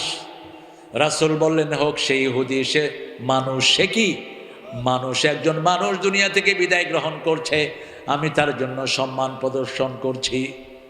রাসূল সাল্লাল্লাহু আলাইহি সাল্লাম মক্কায় তখন নামাজ ফরজ হয়নি, কিন্তু রাসূল নামাজ পড়তেন, সকালে 2 রাকাত, বিকালে 2 রাকাত। আবার কখনো কখনো মা খাদিজাকে নিয়ে ঘরে নামাজ পড়েছেন মুহাম্মদ সাল্লাল্লাহু আলাইহি ওয়াসাল্লাম। রাসূলের প্রথম 2 জন মুসল্লি ছিলেন, একজন আলী, আরেকজন হলেন মা খাদিজাতুল কুবরা রাদিয়াল্লাহু আনহা। নামাজ ফরজ ছিল না। রাসূল ইহুদির ঘরে ঢুকলেন। আপনাকে যখন কোনো মানুষ ডাকবে ভাই আমি অসুস্থ আমাকে একটু সাহায্য করেন, ওকে সাহায্য করা সুন্নত না নফল? ফরজ। ওকে সাহায্য করা কি ফরজ। আপনি যদি না করেন আপনি গুনাহগার হবেন। আপনার সামনে একজনকে মারছে, আপনি প্লাস কাটিয়ে চলে গেলেন, আপনি মোমেন্ট থাকতে পারবেন না। আপনি প্রতিবাদ জানান কে কোথাকে মারা হচ্ছে, আপনি ফিরে দাঁড়ান। রাসূল বলছেন মুসলিম শরীফের বর্ণনা মান রাআ মিনকুম মুনকারান ফালিয়ুগাইয়িরহু বিয়াদিহি ফাইন লাম ইয়াস্তাতি ফাবিলিসানিহি ফাইন লাম ইয়াস্তাতি ফাবিকলবিহি ওয়া যালিকা দাফুল ঈমান লা ইয়াবকাল ঈমানু বাদা যালিকা মিসলা হাব্বাতা খারদাল। যখন তোমাদের কারো সামনে ইসলামের বিরুদ্ধে কেউ কোনো কিছু করে, তোমরা তোমাদের ক্ষমতা দিয়ে সেটাকে উল্টিয়ে ফেলো। আমরা আমাদের চোখের সামনে ইসলামী আইন ছাড়া কোনো আইন করতে দেব না, ঠিক না? আছে রে ভাই, রাজি আছেন তো? আপনি তাহলে আপনি মুসলমান বলে দাবি করতে পারবেন, কারণ আমার শরীরে আইন চলে আল্লাহর, চোখে আইন চলে আল্লাহর, কেন আমি আমার দেশ থেকে আল্লাহর আইনের বাইরে নেব? আমার শরীর তো আমার আইন চলে না, আইন চলছে কার? আল্লাহর আইন চলছে। রাসূল সাল্লাল্লাহু আলাইহি ওয়াসাল্লাম বলছেন, এরপরে যদি তুমি না পারো তুমি জিহ্বা দিয়ে প্রতিবাদ করো, তৃতীয় যদি না পারো অন্তর দিয়ে পরিকল্পনা করো, আর এটার পরে আর কোনো ঈমান বাকি থাকে না। এখন দেখেন রাসূল ওই ঘরে ঢুকলেন, ইহুদির সন্তানের মাথায় হাত বুলালেন, হাত বুলিয়ে বলছেন আসলিমি ইয়া বুনাইয়া, হে ছেলে তুমি কালেমা পড়ে মুসলমান হয়ে যাও। ছেলে বাপের দিকে তাকিয়েছে। যখন আপনি কোনো রোগীর ঘরে যাবেন, আপনার রোগ ভালো করে দিবেন কে? যখন আপনি কোনো অভাবী লোকের অভাব দূর করবেন, আপনার অভাব দূর করবেন কে? রাসূল বলছেন আল্লাহু ফি আউনিল আবদ মা দামাল আবদু ফি আউনি আখি। কোন মানুষ যখন কারো সাহায্য করতে যায় আল্লাহ নিজে তাকে সাহায্য করেন। কোন মানুষ যখন কারো দুঃখ দূর করতে যায় তার দুঃখ দূর করে দেন কে? আপনি যখন নিজে অসুস্থ হয়ে যাবেন, আপনি যদি তাড়াতাড়ি সুস্থ হতে চান, আরেকজন রোগীকে দেখা করেন, আপনাকে তাড়াতাড়ি সুস্থ করে দিবেন কে? রাসূল একদিন ডেকে বলছেন, এই আজকে কে রোগীর সেবা করেছো? সবার আগে আবু বকর হাত তুললেন। আজকে চেয়ে কর্জা হাসানা দিয়েছ? আবু বকর সিদ্দিক হাত তুললেন। আজকে কে জানাজা পড়িয়েছ? আবু বকর সিদ্দিক হাত তুললেন। আজকে কে তাহাজ্জুদের নামাজ পড়েছো? তিনি হাত তুললেন। আজকে কে রোগীর সেবা করেছো? তিনি হাত তুললেন। রাসূল বললেন, এই কয়টা কাজ যে করবে সে জান্নাতি। সুবহানাল্লাহ, বেশি সুবিধা হলো না? আরো আস্তে সুবহানাল্লাহ, চিৎকার করে সুবহানাল্লাহ। প্রত্যেক দিন এই কাজগুলো করার চেষ্টা করেন। আপনার ভাইয়ের ঘরে খাওয়া নাই, ভাইয়ের ঘরে খাওয়া দেন। 3 দিনা 40টাকে বিদায় করে ঝাড়ু দিয়ে পিঠা এলাকা থেকে খেদান। 3 দিনা 40 আছে না, রোগীর পরে খাওয়ায় যায়। মানুষ মারা গেলে কয়দিনে খাওয়ায় আপনাদের এখানে? আছে? ও যাক, আপনারা বাঁচছেন। যেই বাড়িতে মারা যায় সেই বাড়ির লোককে খাওয়াইতে হয়। কতটা জুলুম দেখে। যদি টাকা না থাকে কর্জ করে খাওয়ায়, এটাকে 3 দিনা 40 বলা হয়। এটা ইসলামী শরীয়তে নেই। বুখারীতে একটা অধ্যায় এসেছে, আল মাইয়াতু ইউআযযিবু বিমানিহি। কেউ যদি কোনো মরার জন্য কোনো খাওয়ার উৎসব করে তার কবরে আযাব শুরু হয়। এই জন্য সে যদি ওসিয়ত করে যায় যে আমার মৃত্যুর পরে কাউকে খাওয়াবা না এভাবে দাওয়াত দিয়ে গণহারে, তাহলে সে বাঁচবে। হ্যাঁ, আপনি নিকট আত্মীয় গরিব তাকে গোপনে পয়সা দিয়ে দেন, খুশি হবেন কে? তার ঘরে খাবার দিয়ে দেন, খুশি হবেন কে? সে আল্লাহ রাব্বুল আলামিন বলছেন, আমার কোন গোলাম যখন কোনো বিপদে পড়ে যায় সেই গোলামকে সাহায্য করা তোমাদের জন্য আমি ফরজ করে দিয়েছি। কি করে দিয়েছেন? এখন ফিলিস্তিনের ভাইদেরকে আমাদেরকে সাহায্য করা কি হয়ে গেছে? ফরজ হয়ে গেছে। এই ভাইদের কষ্ট হচ্ছে, আমরা যদি সেখান থেকে মুখ ফিরিয়ে নেই, আল্লাহ রাব্বুল আলামিন তার গোলামদেরকে সাহায্য করার জন্য যেটা ফরজ করেছেন সেটা থেকে আমরা মুখ ফিরিয়ে নিব। আল্লাহ বলছেন, ওমান আ'রাদা আন যিকরি ফাইন্না লাহু মাঈশাতান দনকা ওয়া নাহশুরুহুম ইয়াওমাল কিয়ামাতি আ'মা। তোমরা যারা আমার জিকির থেকে মুখ ফিরিয়ে নিবে, কিয়ামতে আমি অন্ধ করে তুলবো। রাসূলকে ডাকলেন, ইহুদির ঘরে গেলেন, ছেলের মাথায় হাত বুলিয়ে বলছেন তুমি মুসলমান হও। ছেলে পড়ছে লা ইলাহা মুহাম্মাদুর রাসূলুল্লাহ সাল্লাল্লাহু। কালেমাও শেষ, জীবনও। রাসূল বললেন একটু আগে জাহান্নামী ছিল, এখন ছেলেটা কি হয়েছে? জান্নাতি হয়ে গেছে। তা তো নামাজ ছিল না, রোজা ছিল না, হজ ছিল না, যাকাত ছিল না, ওটা তার শেষ মুহূর্ত। রাসূল বলেছেন যার শেষ কালেমা হয় লা ইলাহা, তার অন্তিম জীবনটা সুখর চিরস্থায়ী জান্নাত আল্লাহ তাকে দান করে দিবেন। সুবহানাল্লাহ। এই জন্য আমরা যখনই কোনো মুমূর্ষু রোগী দেখবো, আল্লাহর হাবিবের কথা হলো লাক্কিনু মাউতাকুম বিল কালিমাত। তুমি যখন কোনো মুমূর্ষু রোগী দেখবা, হোক হিন্দু, হোক বৌদ্ধ, হোক বেনামাজি, তার পাশে গিয়ে পড়ো লা ইলাহা লা ইলাহা লা ইলাহা ইল্লাল্লাহু মুহাম্মাদুর রাসূলুল্লাহ সাল্লাল্লাহু। ওমান আ'রাদা আন যিকরি ফাইন্না লাহু মাঈশাতান দনকা ওয়া নাহশুরুহুম ইয়াওমাল কিয়ামাতি আ'মা লিমা হাশারতানি আ'মা ওয়া কাদ কুনতু বাসীরা ওয়া কাযালিকা তাতকা আয়াতুনা। যেমন আল্লাহর আইন কায়েম করতে হবে। আয়াত কোরআন শরীফে আছে না নাই? আন আকিমুদ্দিন ওয়ালা তাতাফাররাকু ফি, কোন সূরা? সূরা সূরা কত নাম্বার? 13। কত? দেখছেন অবস্থা? এই যে জবাব দিয়েছে যেটা, এটা কোন দল বলেন? জলে বলেন। তা আপনারা দিলেন না কেন? কোরআন কি শুধু জামাতের? কথা বলেন না কেন? কোরআন সব মুসলমানদের, ঠিক না ঠিক? কেন বিএনপির লোকেরা কোরআন পড়বে না? কেন আওয়ামী লীগ কোরআন দিয়ে চলবে না? কোরআন তো আল্লাহর কিতাব, ঠিক না ঠিক? আল্লাহর আকাশের নিচে যেমন থাকো, আল্লাহর কিতাবও তেমন মানতে হবে, ঠিক না ঠিক? আল্লাহর অক্সিজেন যেমন গ্রহণ করো, আল্লাহর কিতাবও তেমনি গ্রহণ করতে হবে। এটা কার কথা? আমার বানানো কিছুই নয়। সূরা আর রহমান আল্লাহ বলছেন, ইয়া মাশারাল জিন্নি ওয়াল ইনস ইন ইসতাতা'তুম আন তানফুযু মিন আকতারিস সামাওয়াতি ওয়াল আরদ ফানফুযু লা তানফুযুনা ইল্লা বিসুলতান ফাবিআইয়ি আলাই। আপনাদের কষ্ট হচ্ছে না? একটু জোরে বলেন তো আল্লাহু আকবার। হয় নাই তো? আরো জোরে বলেন আল্লাহু আকবার। ভারতে যে কত কষ্টে আছে মুসলমান, ঠিক না ঠিক? ঘরে পর্যন্ত নামাজ পড়তে পারছে না। ইমামদেরকে তুলে নিয়ে যাওয়া হচ্ছে, মেয়েদের মাথার কাপড় টেনে খোলা হচ্ছে। ভারতের ভাইদেরকে বলছি, মন খারাপ করো না।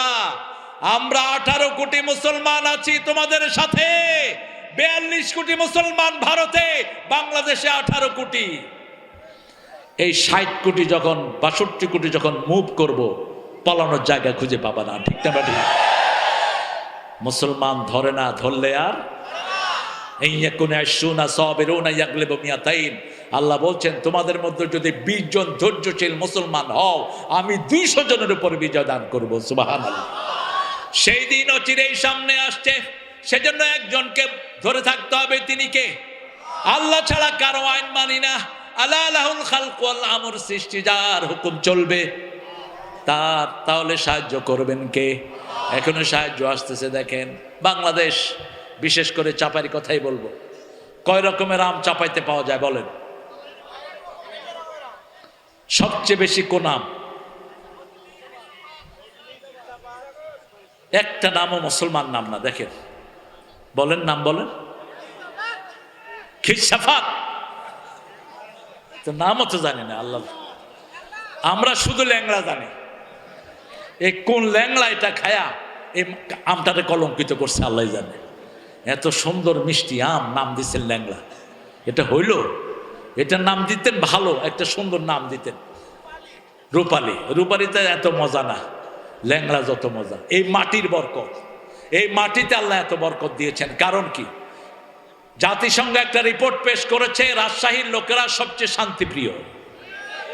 আজ থেকে আরো 15 বছর আগে আমি চিন্তা করলাম, রাজশাহীকে হঠাৎ করে জাতিসংঘ টার্গেট করলো কেন? শেষে দেখলাম বাংলাদেশের সবচেয়ে কম সেরেক যেখানে হয় সেই বিভাগের নাম কি? সবচেয়ে কম মাজার যে এলাকায়, সে এলাকার নাম কি? সবচেয়ে কম ভণ্ড পীর যে এলাকায়, এলাকার নাম কি? সারা দেশ ভরে গেছে ভণ্ড পীরে, ঠিক না ঠিক? হায় রে ভণ্ডামি! জিকির করতে কত রকমের নাচানাচি আছে না নাই? অথচ আমার আল্লাহ বলছেন জিকির কেমনে করবা শুনো। উদুল্লাহ তাদাররুআন ওয়া খুফিয়া দুনাল জাহরি মিনাল কাউল। যখন আল্লাহকে ডাকবা, কাকুতি মিনতির সাথে, বিনয়ের সাথে আল্লাহকে ডাকো। কারণ আল্লাহর যে ক্ষমতাবান আর কেউ। একজন ক্ষমতাবান লোকের সামনে গেলেন আপনি, ধরেন এখানে ডিসি সাহেব আসলো, আপনার ডিসিকে বলেন, এই ডিসি তুই এখানে আসছস, যদি কিছু না দেস তোর একদিন আর আমার একদিন। ডিসি সাহেব কি খুশি হবেন না বেজার? বেজার হয়ে তার যত ক্ষমতা আছে সব প্রয়োগ করবে, ঠিক না ঠিক? আর যদি আপনি গিয়ে একটা দরখাস্ত দেন, ডিসি সাহেব, মহামান্য ডিসি সাহেব, আপনার আগমনে আমাদের এলাকার গাছ সব ফুলে ফুলে ভর্তি হয়ে গেছে, আপনার আগমনে আমাদের বালুগুলো সবুজ ঘাসে সবুজ হয়ে গেছে, আপনি অনেক দয়ালু, আপনি অনেক সুন্দর একজন মানুষ, আমাদের এলাকায় এই সমস্যাগুলো আছে, আপনি যদি একটু বিবেচনা করতেন, ডিসি খুশি হবে না বেজার? তা আপনারা বলেন, পৃথিবীর সবচেয়ে শক্তিশালী যিনি, তিনার নাম কি? আরো জোরে বলেন। এক করোনা দিয়ে সারা পৃথিবীকে স্তব্ধ করে দিল। ঠিক না ঠিক? করোনায় সবচেয়ে বেশি মারা গেছে তারা মদ বেশি খাইছে যারা। ঠিক না ঠিক? করোনায় সবচেয়ে বেশি মারা গেছে তারা আল্লাহকে মানে নাই যারা।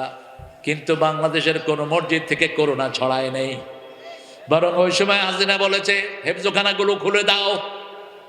হেফজখানা খুলে দেওয়া হলো, ছোট্ট ছোট্ট হাফেজরা কোরআন পড়া শুরু হলো। সমানে আমাদের দেশ থেকে করোনা বিদায় গ্রহণ করলো। এই জন্য নামাজ আছে যেখানে বরকত আছে। রমজান মাসে নামাজ বেশি না কম? আপনারা কয় রাকাত পড়েন? 8। কয় রাকাত? 8।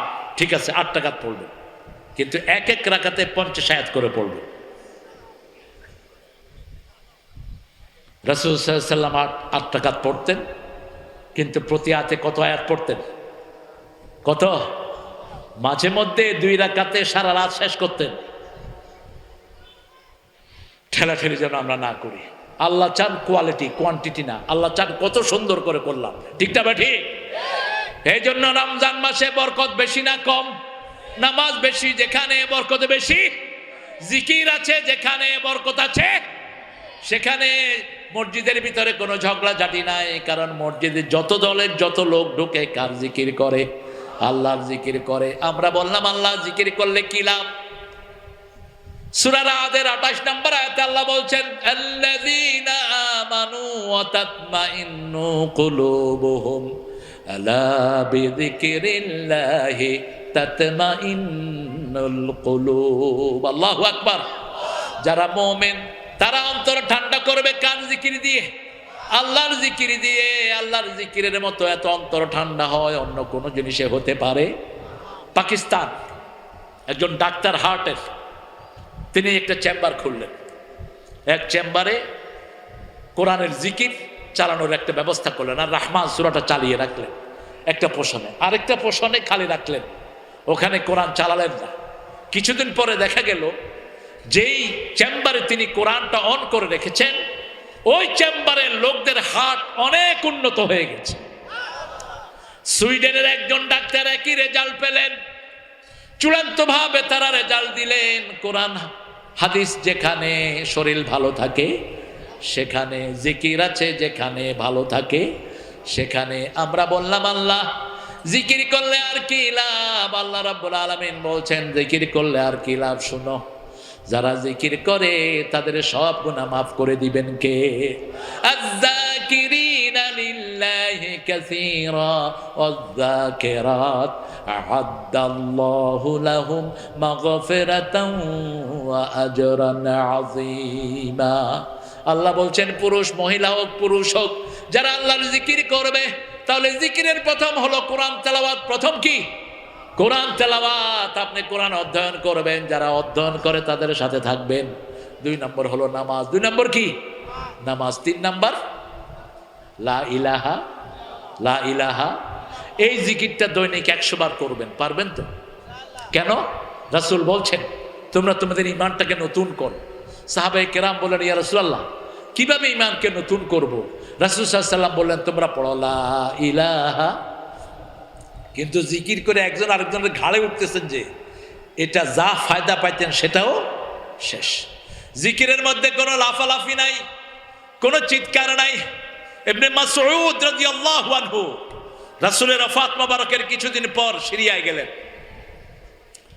সিরিয়ার মসজিদে তিনি আসর পড়লেন। আসর পড়েই তিনি শুনছেন লোকেরা জোরে জোরে বলছে আলহামদুলিল্লাহ, সুবহানাল্লাহ, আল্লাহু আকবার, লা ইলাহা। তিনি দাঁড়িয়ে গেলেন। ছোট্ট মানুষ ছিলেন, পাতলা পাতলা, এতটা পাতলা ছিলেন। তিনি একটা গাছে উঠলেন। নিচের থেকে সাহাবায়ে কেরাম তিনার পা দেখে কেউ কেউ বললেন পাটা ছাগলের পায়ের মতো।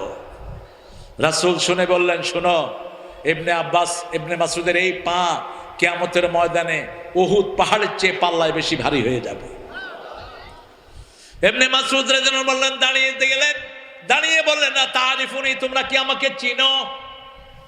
সব লোকেরা ওনার দিকে তাকিয়েছে।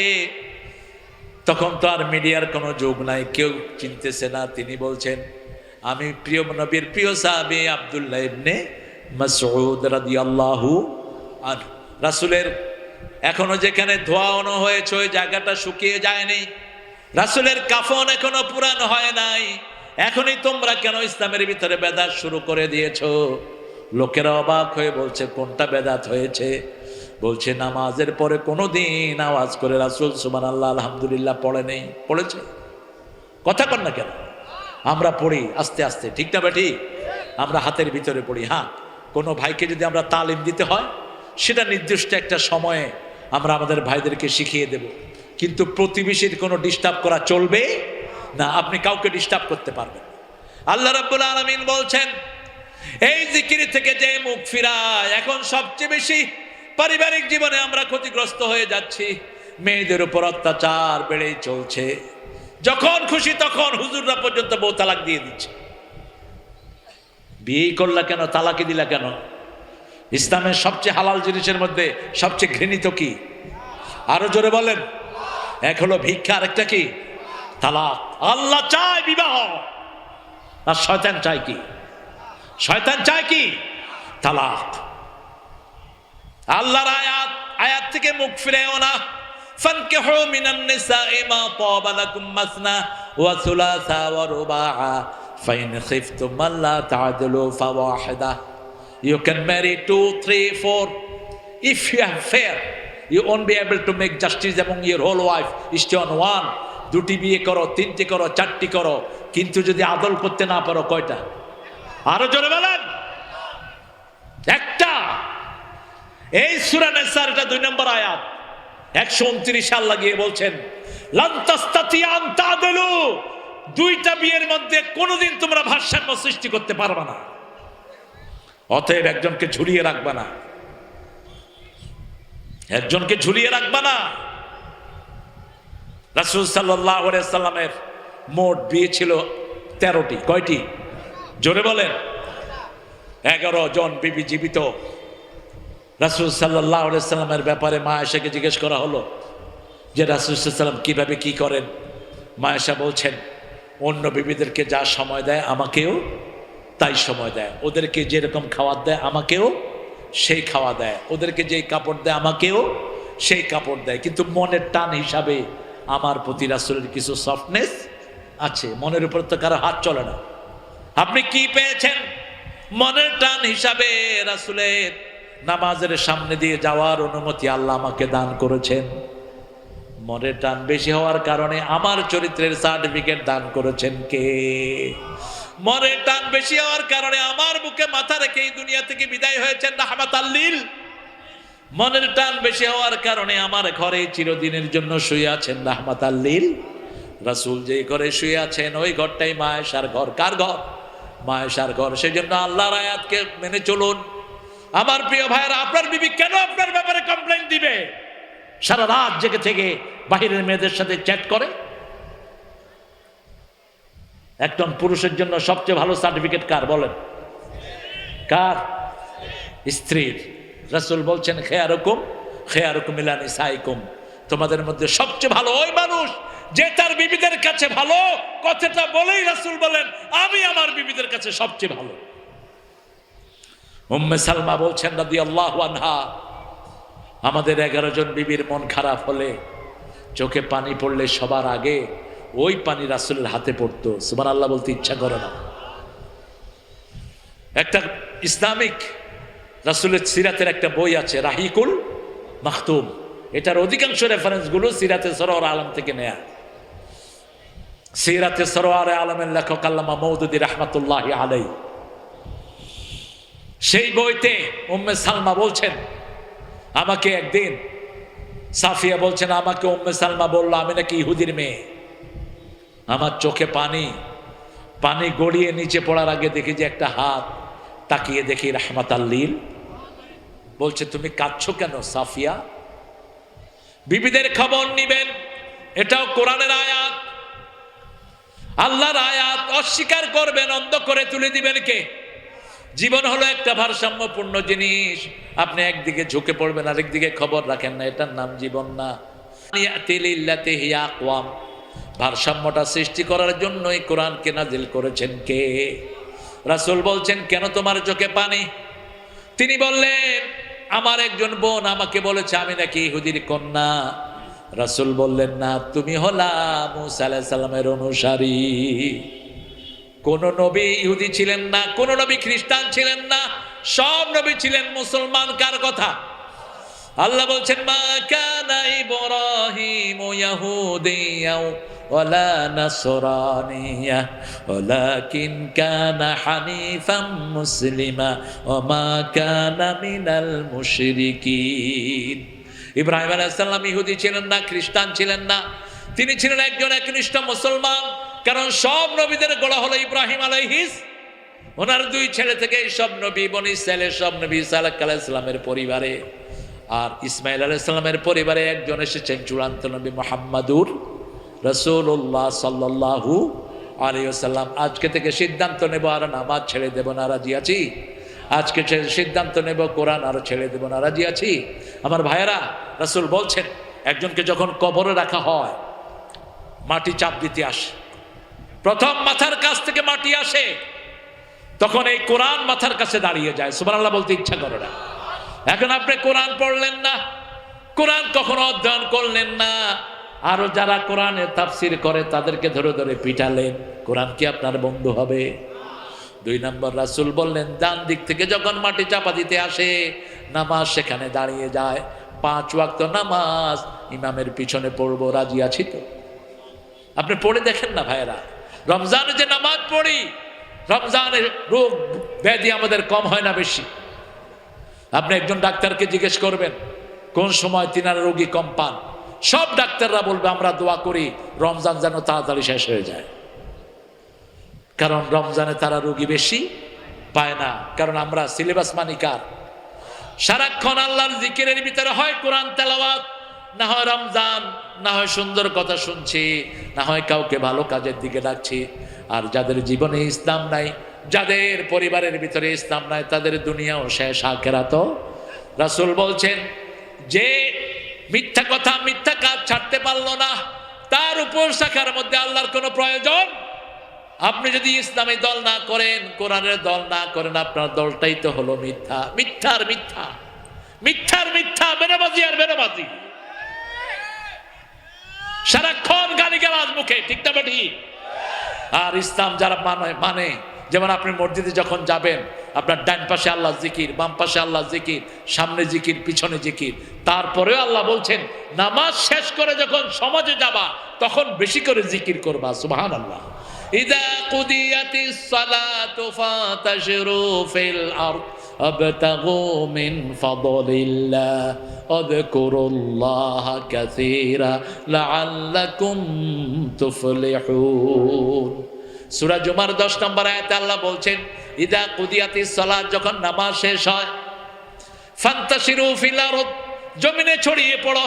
আবার সূরা আহজাবে বলেছেন ফাইজা তুইমতুম ফান্তাশিরু, যখন কোথাও দাওয়াত খেতে যাবা, দাওয়াত খাওয়ার সাথে সাথে তোমরা বেরিয়ে যাও। কার কথা?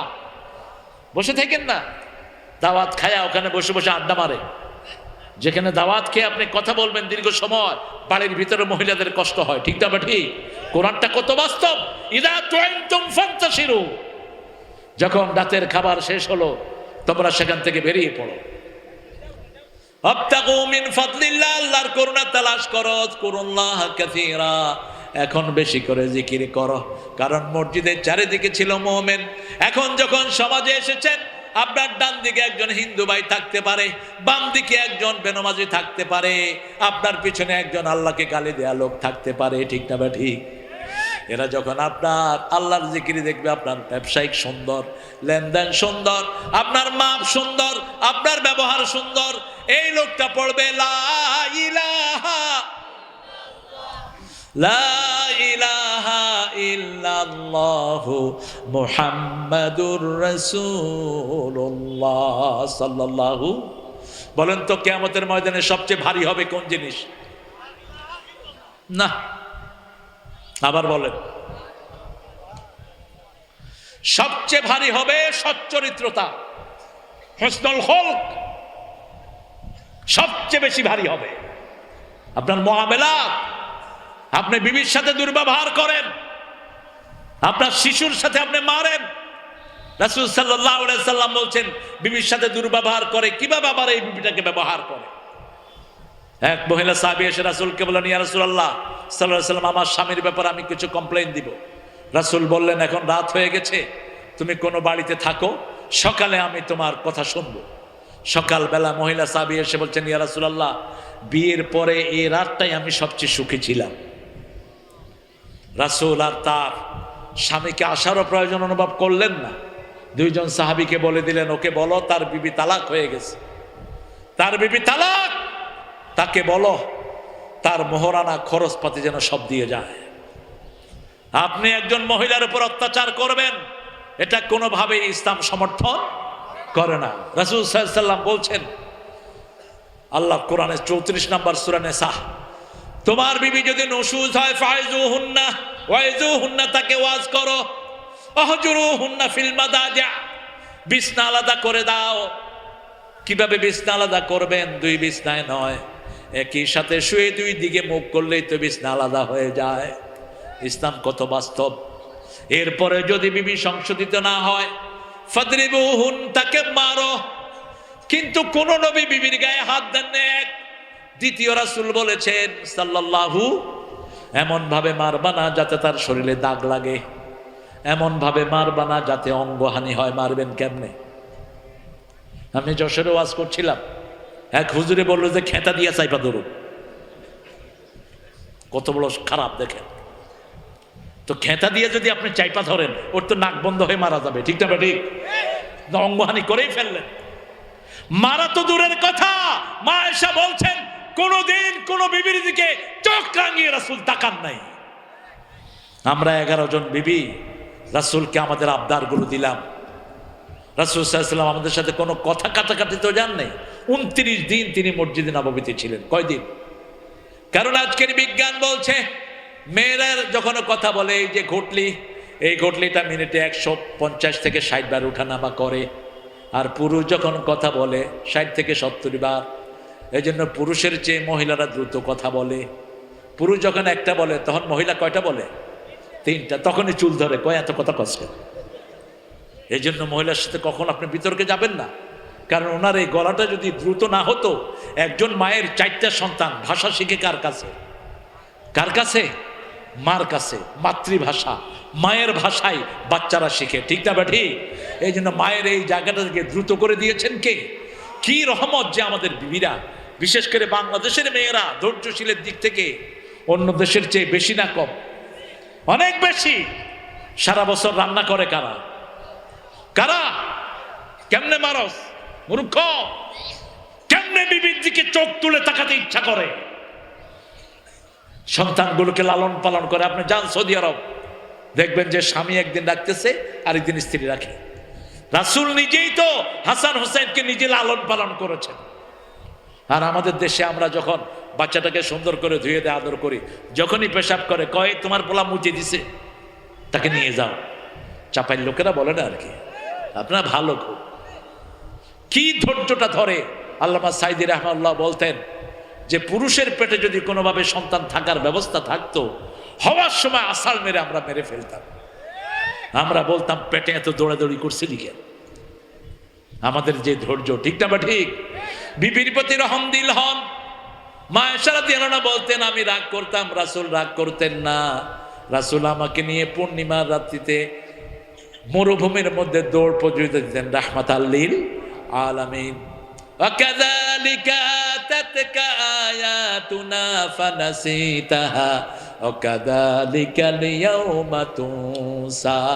আমার আয়াতগুলো তোমার কাছে এসেছিল প্রিয় ভাইয়েরা, ঘরটাকে সুন্দর করেন, আপনার মেয়েকে আপনি দিনদার বানান, আপনার ছেলেকে আপনি দিনদার বানান, আপনার বাচ্চাদের জন্য আপনি দোয়া করেন। রাব্বানা পড়েন, রাব্বানা হাবলানা মিন আজওয়াজিনা ওয়া যুররিয়াতিনা কুররাতা আ'য়ুনিন ওয়াজআলনা লিল মুত্তাকিনা ইমামা। হে রব, আমার বিবিকে, আগে বিবির জন্য আল্লাহ দোয়া শিখাচ্ছেন। সূরা ফুরকানের 74 নম্বর। আল্লাহ বলছেন তোমরা আগে দোয়া করো, রাব্বানা হাবলানা মিন আজওয়াজিনা, হে আল্লাহ আপনি আমার বিবিকে, আমার সন্তানদেরকে চক্ষু শীতলকারী বানিয়ে দেন। রাসূল বলছেন জুইলাত কুররাতু আইনি ফিস সালাত হুব্বিবা ইলাইয়া মিন দুনিয়াকুম সালাসা। তোমাদের দুনিয়া থেকে 3টা জিনিস আল্লাহ আমার ভালোবাসার করে দিয়েছেন। প্রথম হলো সুগন্ধি। প্রথম কি? কষ্ট হচ্ছে আপনাদের? তো কথা বলেন না কেন? জোরে বলেন, প্রথম কি? সুগন্ধি। কিন্তু মায়েরা, সুগন্ধি গায়ে দিয়ে আপনারা বের হবেন না। রাসূল বলছেন, যে মেয়ে সুগন্ধি গায়ে দিয়ে বের হয়, ওর সুঘ্রাণ যতজনের কাছে যাবে ততজনের জিনার গুনাহ তার আমলনামায় উঠবে। সুগন্ধিটা মেয়েরা ব্যবহার করবে শুধু কার জন্য? স্বামীর জন্য। আর পুরুষেরা ব্যবহার করবে কার জন্য? যারে পটানো যায় নাকি? না। আপনি মসজিদে যেতে খুযু যিনাতাকুম ইনদা কুল্লি মসজিদ, you must beautify yourself when you are entering the mosque। আপনি সবচেয়ে সুন্দর পোশাক, সবচেয়ে সুগন্ধি ব্যবহার করবেন যখন কোথায় যাবেন? মসজিদে যাবেন। কারণ মসজিদ কার ঘর? আল্লাহর চেয়ে বড় মেহমান আর কেউ। অনেক ভাই মসজিদে যায়, আহা উনি তসবিহ পড়ে, পাশের লোক মারা যায়, আছে না নাই? দুর্গন্ধে আগানো যায় না। রাসূল বলছেন, যে রাসূল সাল্লাল্লাহু আলাইহি ওয়াসাল্লাম মসজিদে পেশাব করেছে তাকে মসজিদ থেকে বের করে দেয়। সেই রাসূল বলছেন সাল্লাল্লাহু আলাইহি ওয়াসাল্লাম, যারা পেঁয়াজ কাঁচা রসুন খেয়ে মসজিদে যায় ডানে ধরে বাইরে ফেলে দাও। কেন বললেন? কারণ পেঁয়াজ আর রসুন যদি মুখে পচে, এটার গন্ধটা ভালো হয় না খারাপ? আর এটার সাথে যদি বিড়ি লাগে, কথা বলেন, আরো ভালো। আল্লাহ হেদায়েত করুক। আরে আপনারা এটা খায়েন না প্রিয় ভাইয়েরা? বিড়ি আমরা কোথায় বসে খাই? পায়খানা বসে। শয়তানও কি খায় পায়খানা বসে? আপনার রুচিতে কুলায় কেমন? রাসূল বলছেন সুগন্ধি 2 নাম্বার। রাসূল বলছেন বিবি, মেয়ের জাতিকে সবচেয়ে বেশি ভালোবাসতেন রাহমাতাল লিল আলামিন। নির্যাতিত মেয়েরা সবচেয়ে বেশি আশ্রয় পেয়েছে রাহমাতাল লিল আলামিনের কাছে। একটা পাগলিনী রাসূলকে ডাকছে। রাসূল মসজিদে নববীতে সাহাবায়ে কেরামের সাথে রাসূল পাগলিনী এসে ডাকলো, তাহলে মুহাম্মদ। রাসূল চলে গেলেন। ওমর আবু বকর নিষেধ করলেন, যায়েন না, এটা পাগলিনী। রাসূল চলে গেলেন পাগলিনীর ডাকে সাড়া দিয়ে। পাগলিনী রাসূলের হাত ধরলেন, হাত ধরে অনেক দূরে নিয়ে গেলেন, নিয়ে রাসূলের মাথায় হাত বুলিয়ে ছেড়ে দিলেন। হাসতে হাসতে পাগলিনী চলে গেলেন। রাসূল ফিরে আসলেন। সাহাবায়ে কেরাম বললেন, ইয়া রাসূলুল্লাহ, বুঝলাম হাজিহি মাজনুনা, উনি পাগলিনী, তারপরে কেন গেলেন? রাসূল সাল্লাল্লাহু আলাইহি ওয়াসাল্লাম বললেন, আমি যদি না যেতাম এত সুন্দর একটা হাসি তোমরা উপহার পেতা না। একটা পাগলের মুখে হাসি ফোটালেন রাহমাতাল লিল আলামিন। কারণ আল্লাহ রাব্বুল আলামিন বলছেন, কুনতুম খায়রা উম্মাতিন উখরিজাত লিন-নাস তা'মুরুনা বিল মা'রুফি ওয়া তানহাউনা আনিল মুনকার ওয়া তু'মিনুনা বিল্লাহ। তোমরা শ্রেষ্ঠ জাতি, তোমাদের সৃষ্টি করা হয়েছে মানুষের খেদমতের জন্য। কার কথা? নাস, মানুষের উপকার করার জন্য। মানুষকে সৎ কাজের আদেশ দিবে, অসৎ কাজ থেকে নিষেধ করবে, আর ঈমান আনবে কার উপর? আবার আল্লাহ বলছেন, ওয়াল তাকুম মিনকুম উম্মাতুন ইয়াদউনা ইলাল খায়র ওয়া ইয়া'মুরুনা বিল মা'রুফি ওয়া ইয়ানহাউনা আনিল মুনকার ওয়া উলাইকা হুমুল মুফলিহুন। তোমাদের মধ্যে একটা জাতি থাকবে, একটা গ্রুপ থাকবে, মানুষকে সৎ কাজের আদেশ দিবে, অসৎ কাজ থেকে নিষেধ করবে, আর এরাই হলো সফল কাজ। এরা কি সফল? এরা হলো মুফলিহুন। আল্লাহ আমাদেরকে সফলতার মধ্যে শামিল করে দেন। সে আল্লাহ রাব্বুল আলামিন বলছেন, আমার জিকির থেকে মুখ ফিরাইও না। প্রথম জিকির হলো কোরআন। কোরআনই আন্দোলন করব, রাজি আছি তো? কারা কারা হাত তুলে দেখায় দেন?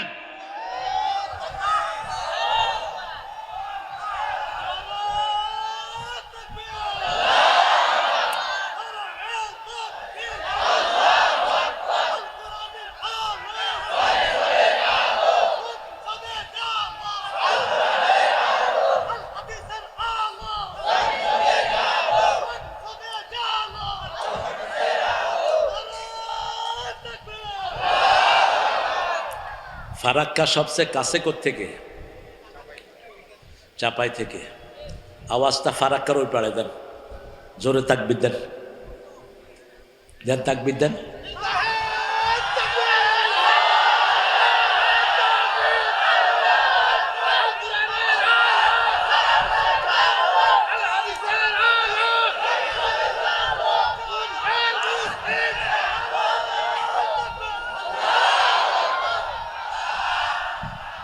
এই তো আলহামদুলিল্লাহ, আলহামদুলিল্লাহ বলেন। এই জিকিরগুলো বেশি দিবেন, কারণ যে কোনো সময় দাজ্জালের আবির্ভাব ঘটবে। কার? দাজ্জাল। দাজ্জালের অবশ্য কার্যক্রমের ভিতরে অলরেডি আমরা ঢুকে গেছি। দাজ্জালিক শাসনই চলছে পৃথিবীর বিভিন্ন জায়গাতে, ঠিক না ঠিক?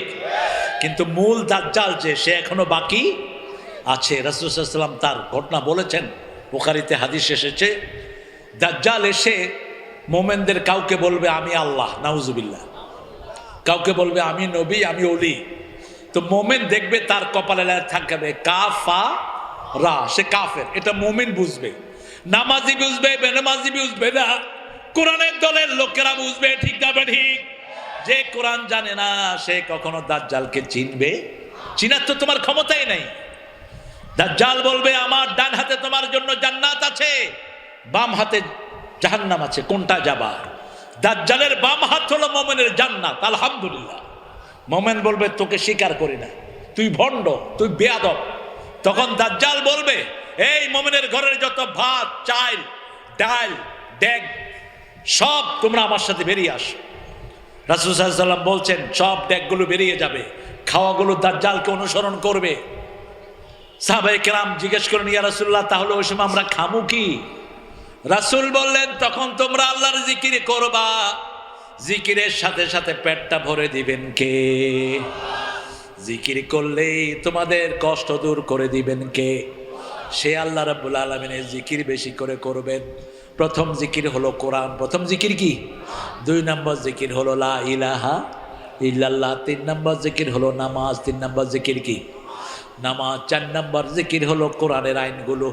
এই কোরআনের আইন যেখানে আমরা আছি, আপনারা দেখেন আমাদের আশেপাশে কারা কোরআনের আইন নিয়ে বেশি ঘাটাঘাটি করে।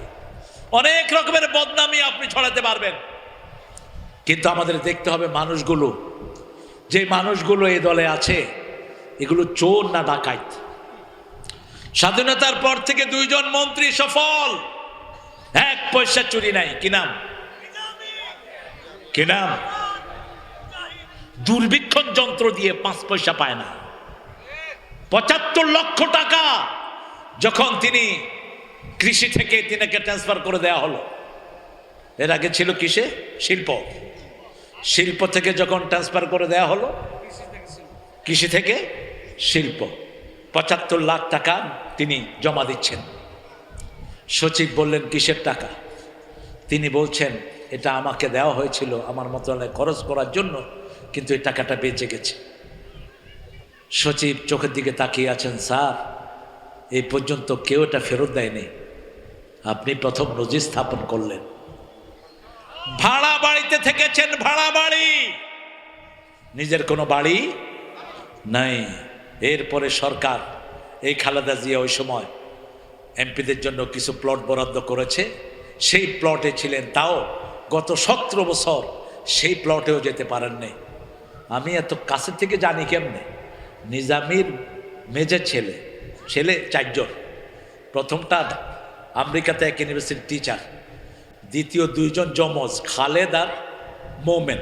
এই মোমেন হলো আমার জামাই, এই জন্য আমি খুব কাছে থেকে জানি। আল্লাহ রাব্বুল আলামিন আমাদেরকে সত্যকে গ্রহণ করার তৌফিক দান করেন। আমরা যেখানে সৎ আছে সেখানে থাকবো, ঠিক না বেটি? কারণ সৎ ছাড়া জান্নাতে যাওয়া যাবে।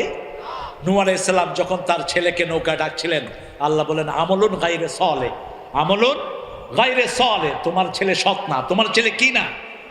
সৎ না তোমার ছেলে। তোমার ছেলেকে তোমার নৌকায় তুমি ডাকতে পারবা না। ইন্নাল্লাযীনা আমানু ওয়া আমিলুস সলিহাতি কানাত লাহুম জান্নাতুল ফিরদাউসি নুজুলা। যারা জিকির করে তারা সৎ হয়, ঠিক না ঠিক? এই জন্য 5 ওয়াক্ত জিকির করব কার? সব সময় জিকিরের মধ্যে থাকবো কার জন্য? আল্লাহ বলছেন যারা ঈমান এনেছে, আমলে সলে করেছে, তাদেরকে জান্নাতুল ফেরদাউস দিয়ে দিবেন কে? ওয়াবাশশিরিল্লাযীনা আমানু ওয়া আমিলুস সলিহাতি আন্না লাহুম জান্নাতিন তাজরি মিন তাহতিহাল আনহার। আমাদের সবার স্লোগান হোক আল্লাহর আইন চাই, সৎ লোকের শাসন চাই, ঠিক না ঠিক? এই কোয়ালিটির লোক যদি আমাদের দায়িত্ব নেয়, আমাদের আর কোনো হারাবার কিছুই নাই। এখন যারা দেশ চালাচ্ছেন এরা কি সৎ? কথা বলেন, সৎ? একজন বেনমাজি কখনো সৎ হতে পারে না, কারণ সেটা আল্লাহর সাথেই ধোঁকাবাজি করছে। আমার ফারুক একবার ওনার কাছে এসে একজন সাহাবী ওনার দোকানের হিসাব দিচ্ছেন আর বলছেন, দোকানে যাকে বসাই খুব আমানতদার। ওমর ফারুক বলছেন, আমানতদার হলে সে মসজিদে ঢুকলো না কেন? ওই সাহাবী বলছেন, তিনি খ্রিস্টান। তিনি কি খ্রিস্টান? সাথে সাথে ওমর খেপে গেলেন আর বললেন, আল্লাহর সাথে দুই নাম্বারি করে, আল্লাহর সাথে খেয়ানত করে তোমার কাছে আমানতদার হয় কেমনে? যারা খ্রিস্টান তারা খেয়ানত করেছে কার সাথে? আল্লাহকে। ঈসা আলাইহিস সালামকে আল্লাহর বেটা বানিয়েছে, আল্লাহর আইন মানে না, আল্লাহর সাথে খেয়ানত করে তোমার কাছে আমানতদার হয় কেমনে? এখনই তারে বদলাও। এই জন্য আল্লাহ বলছেন, লা ইয়াত্তাখিযুল মুমিনুনাল কাফিরিনা আউলিয়া মিন দুনিল মুমিনিন। কোন মুমিন ছাড়া কাউকে প্রাণের বন্ধু হিসেবে গ্রহণ করবে না। ওমাইয়া ফাআল যালিকা ফালাইসা মিনাল্লাহি ফি শাই।